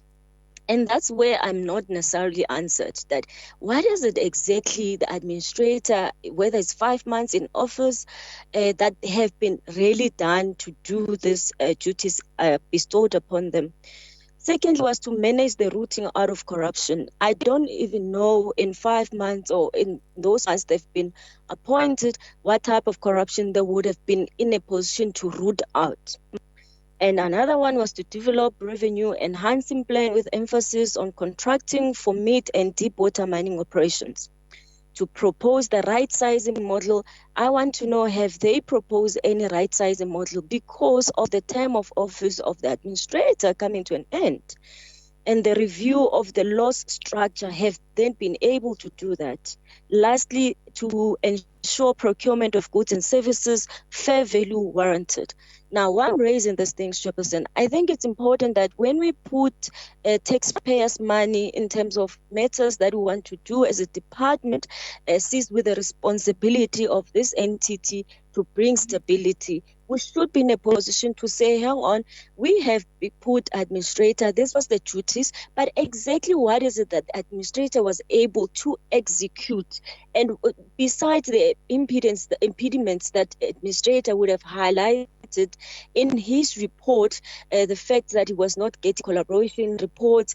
Now he reports that he's seen a change in the CEO.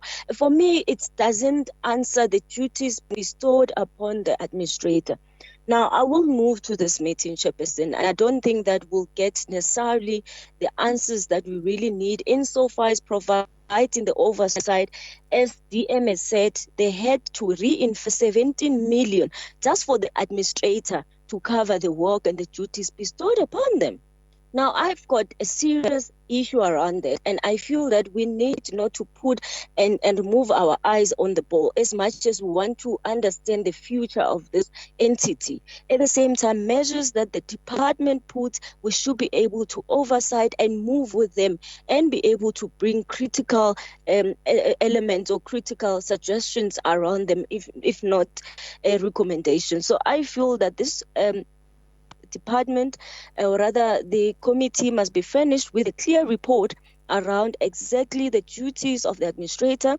We need to get an accounting around the 70 million that was given. What exactly was done beside the issue of saying the office here will be closed down and employees and so forth and so on. So I feel that I want to move for that, Chairperson. I don't want to put the department in this instance in a corner for them to really look into it so that they don't do that just on one page.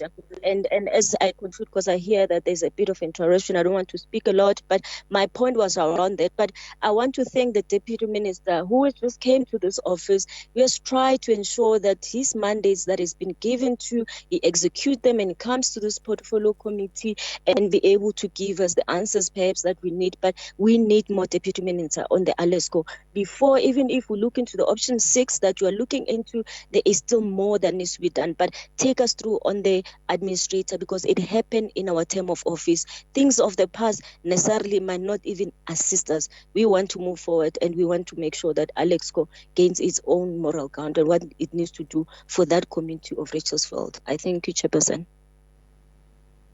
Thank you very much, Honorable Shabalala. We are handing over to the DM to respond. Chairperson.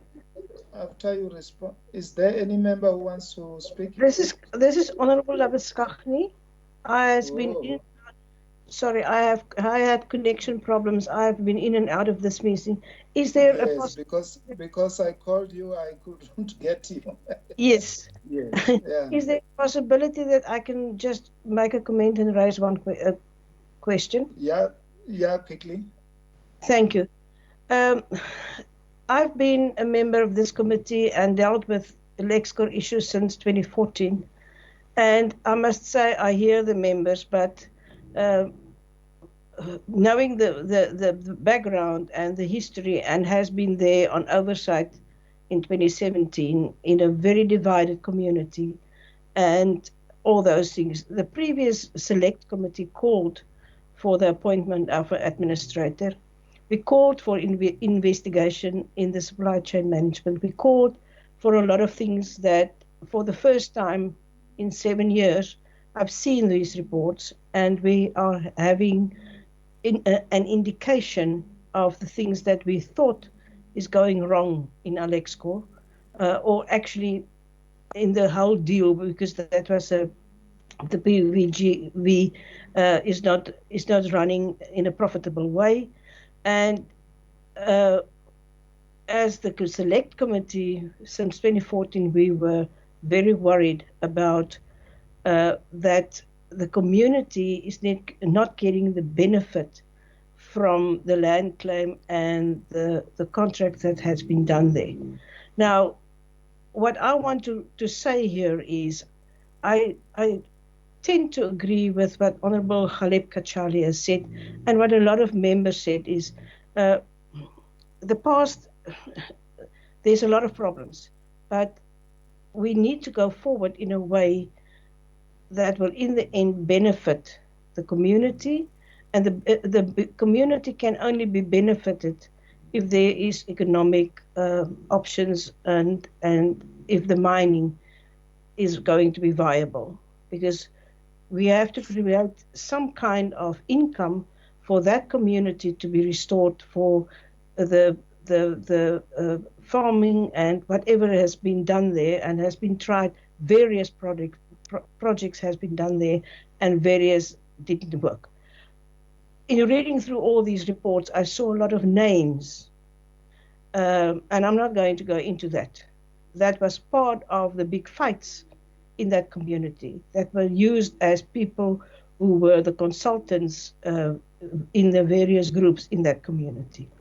So my question at this stage is for the department to look into all these options, and I would go with what Honorable Kacharya proposed, because it seems to me like something that is practical, that is doable, but also reporting the state capture or the sort of corruptive activities to the Zondo Commission can take years. The administrator's report has a lot of info in that, and I think the department should follow through on laying charges, criminal charges, and doing the correct thing in that community, because that is the only thing that will bring some things to an end there. Because I don't want to be a doomsday person, but I'm going to say this now in this meeting. While I was driving some of these issues in the previous term, I got warnings to stay out of this. The previous chairperson of the select committee got warnings. If we love our lives, we should stay out of this. We did not stay out of it. We forced this. The last meeting of the fifth parliament, we as the committee, and not as parties, as the whole committee of all parties, called for the department to refer these issues that we had ideas of to the Zondo Commission. I'm very glad to hear today that it's been done. But my question is to take this further and do the right thing, because if we're not doing the right things, that community is destroyed as it is, and people are going to be further destroyed. So yeah, that is a little bit of background, and that is my request. Thank you, Chair, for allowing. Thank you very much, dear. Yeah, after the DM has spoken, I'll hand over back to my co-chairperson to have concluding remarks. From my side, I can just say I really appreciate that we had this session and members were contributing, and without any disturbance, it was quite a good session. Thank you very much, DM. No, thank you very much, Chair. We seem to have lost the acting DG because I thought there were questions that were very direct from Honorable Mautwe. Honorable Kacharya is in the end suggesting, I think, for the committee to have another visit there. I'm sure it's entirely up to the committee to make that determination. Safe to say that that would be welcome, because it will add further insight as to what really is the true position there. And that, again, some of the comments, I think the administrator, some of the comments he has made, I've also had time to interface with him, are not comments that are new in respect of the speed with which decisions that need to be made get to be made and communicated so that there is certainty. It is something that I personally undertook to have it corrected so that there is certainty whenever a matter is being dealt with, that it can be seen to have been taken to its logical conclusion with no delays. Perhaps it's just a function of communication, improving that communication. That it could look like that for Honorable Nana to say that these are impacting or it's an indictment on government.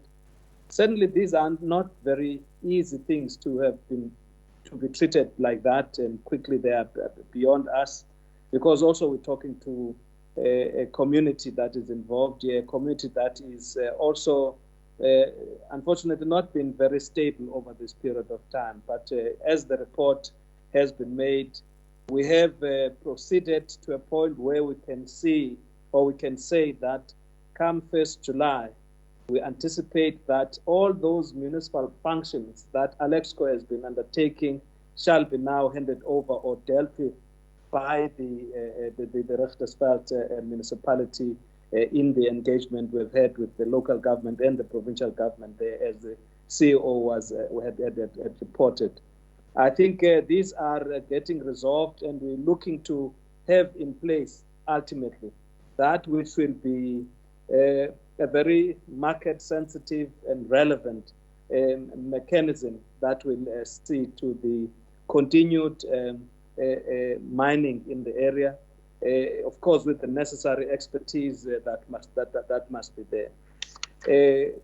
The Honourable Chabalala is raising some points to do with the value for money, the amount of money that was available to be spent during this period of time, to which it was during the period in which we had the administrator in place. We could come back in detail in terms of that, just a breakdown of all the expenses related to that, largely because we're dealing there with an entity that has got to secure salaries for employees. And I think with time, we have to get very quick to a point where there is also income that is derived from the activities that are undertaken there. The issues of equipment, indeed it is so that some of the decisions that were made in respect of the securing of equipment, we didn't have very competitive equipment still in use even at this point. Some of the investment decisions that have been made really left a lot of questions to be answered. This is but part of what we're looking to, drawing expertise that's relevant to resolve in the final analysis. Thank you very much, Chair, for the opportunity. And again, we would look forward to engaging the committee on subsequent, in a subsequent period in which I think we'll be able to speak in a way, give progress on what we would have done since this time. Thank you very much.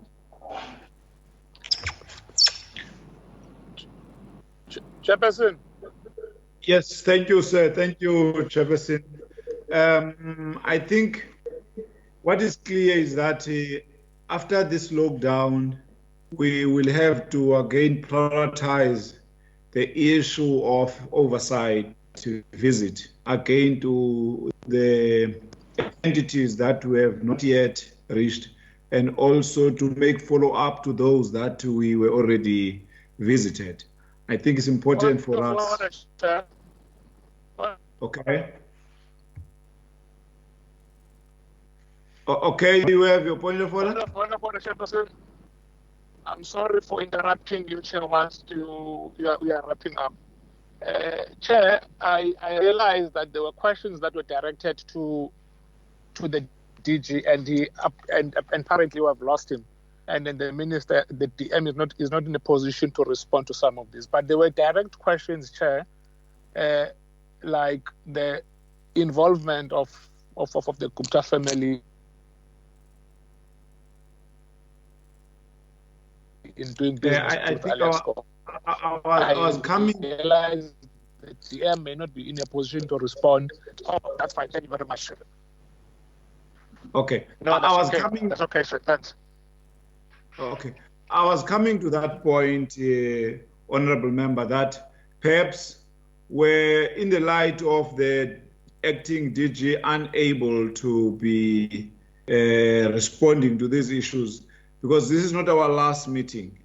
We will still have an opportunity, especially when we're finalizing the budget, to allow members to make follow-up, because they will be present in that particular meeting, to make a follow-up to some of the issues that we could not be getting responses from the department here.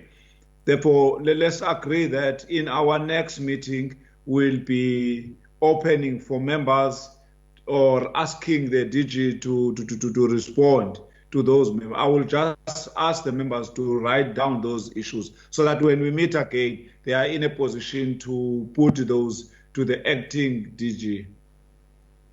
I don't know whether we agreed on that. And also, we can send those, send those points in writing. Honorable Matu. Yes, I was saying agreed, Chair. And maybe before you close the meeting, I did not hear the apology of the minister, or was he not supposed to be part of the meeting?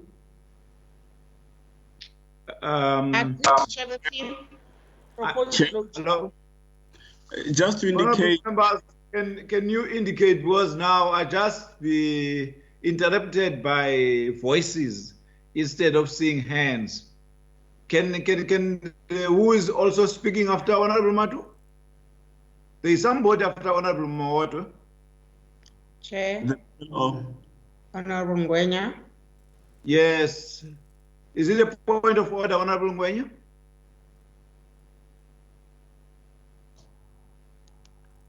You are muted. You are muted. Can you unmute yourself? Thank you, Chairperson. Yes. Chair, I was saying agreed because we are asking a question that do we agree about the statement that you said at the end. So I was saying agreed, and I propose the closure. Thank you. Okay. Thank you, honorable members. Thank you, Chairperson. I think you also once again coordinated this meeting and the questions, and you were very fair.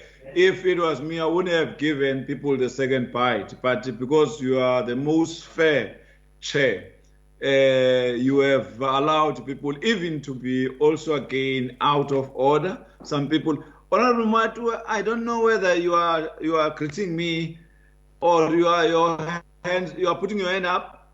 Yes, Chair, you are closing the meeting, Chair, and I've asked the question. Or you're going to answer me? What question, Honorable? Yeah, I was saying I did not hear the apology of the minister. Yeah. Okay. I was told that there is a cabinet meeting that is taking place. I thought the deputy minister raised that issue. It didn't. There is. Honorable Deputy Minister? Are you still there, Deputy Minister? Yes, Chair. I'm here. I'm still here, Chair. Yeah. About the minister? Yes, Chair. I'm aware that the minister was not going to be here because of the meeting of cabinet. Okay. Thank you. Thank you, TM. Thank you. Honorable members, I think that is the end of our session. Thank you so much. The meeting adjourned. Thank you, Chair. If you continue like that, we're going to adopt the chairperson of the SOP to chair this our session. Problematic. Yeah. Bye-bye. Yeah. Okay. See you. Thank you, Mr. Blunt. Thank you. How's Honorable Groenewald? Is he here today? Honorable Groenewald? He's not on yet. No, He's not on. No, Chair, he's not on yet. Okay. Did we all get the documents, and did we all get the documents?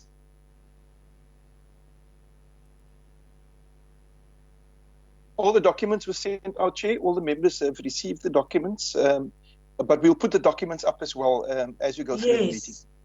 Yes, but did we? Hello? Babawa will set up the meeting, the reports the minute the meeting starts. Yeah, that's good. But will we have any corrections, or have they sent it already? They've sent through the corrections, Chair, in the version that we're setting up on the screen. They are highlighted. It's highlighted in yellow, the changes. Yes, wonderful. Okay. So there's nothing then that we need to be concerned about in terms of the corrections, unless it's substantial matters which people want to correct. Yeah, it's mostly, I suppose, the members must take note of the observations and the recommendations, Chair, because it's in there that people will have to make decisions. Thank you. Yes, but I think some members sent the additional recommendations.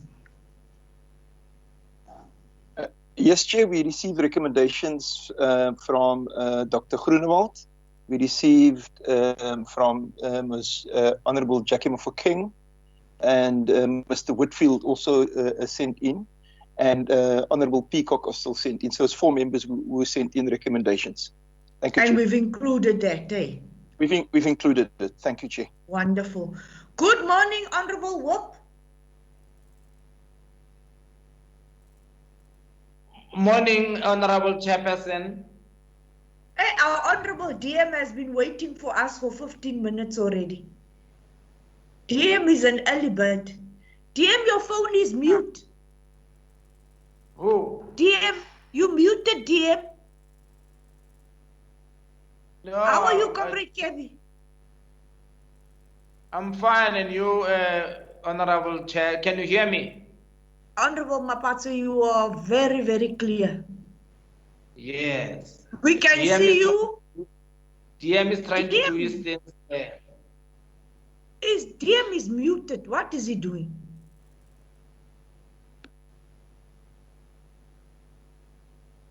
DM. Honourable Terblanche, we're nearly ready. Where is Whitfield today, Terblanche? Chairperson, I think coming. Okay. Hello, Chair. We are here, Chair. Oh, no, thank you. Thank you very much, DM. Your mic was muted. Yeah, I tried to talk and I could see you guys. You were just looking at me. We were telling you switch on your mic, but you were not hearing us. How must we talk to you when you don't want to talk to us?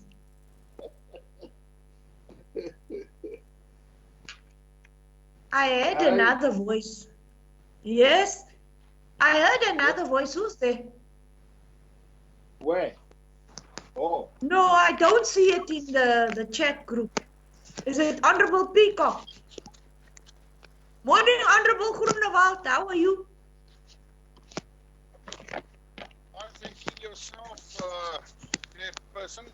I just want to say I'm sitting in Parliament, and because I'm in Parliament, the signal is so weak, I can't get on. But at least I'm on now. So, yes. Good morning to everyone. Yes, I know Honourable Shaky Mum will also be in Parliament, so the network will be bad today. Honourable Shaky Mum, are you in Parliament? Yes, Chair, I'm still at home, and I'm going to be leaving early from this meeting to go to Parliament, yeah. Yes, so Honourable Groenewald, you in Parliament already? Yes, I'm all in my office, of course. I'm in my office, but yes, I'm already in the precinct. But you're there in the precinct. You're already That's there. Right. Okay, That's wonderful. Right. Wonderful. Honourable members, we're still early. I'll give you a few minutes and then we'll start the meeting. We all know that we have to be, by 2 o'clock, we want to start joining the parliamentary session. Honourable members, is it okay that I first start with the budget reports, that we adopt that, and then we attend to the firearm amnesty? I agree, Chairperson. Are we going to have enough time? Agreed, Chair. Honourable Groenewald, because the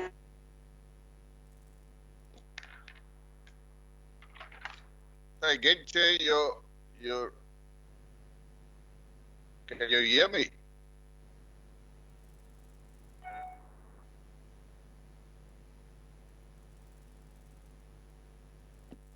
Fazi, onze deel gehoor.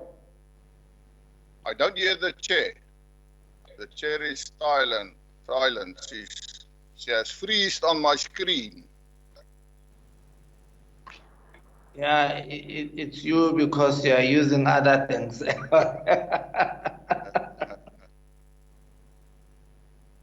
Chairperson, where are you?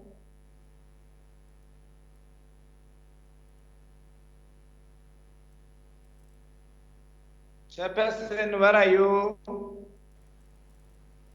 That's why I said the chairperson got freezed on my screen. I can't hear her. Yeah, we'll try and get hold of her. Chairperson, tell me what's up here.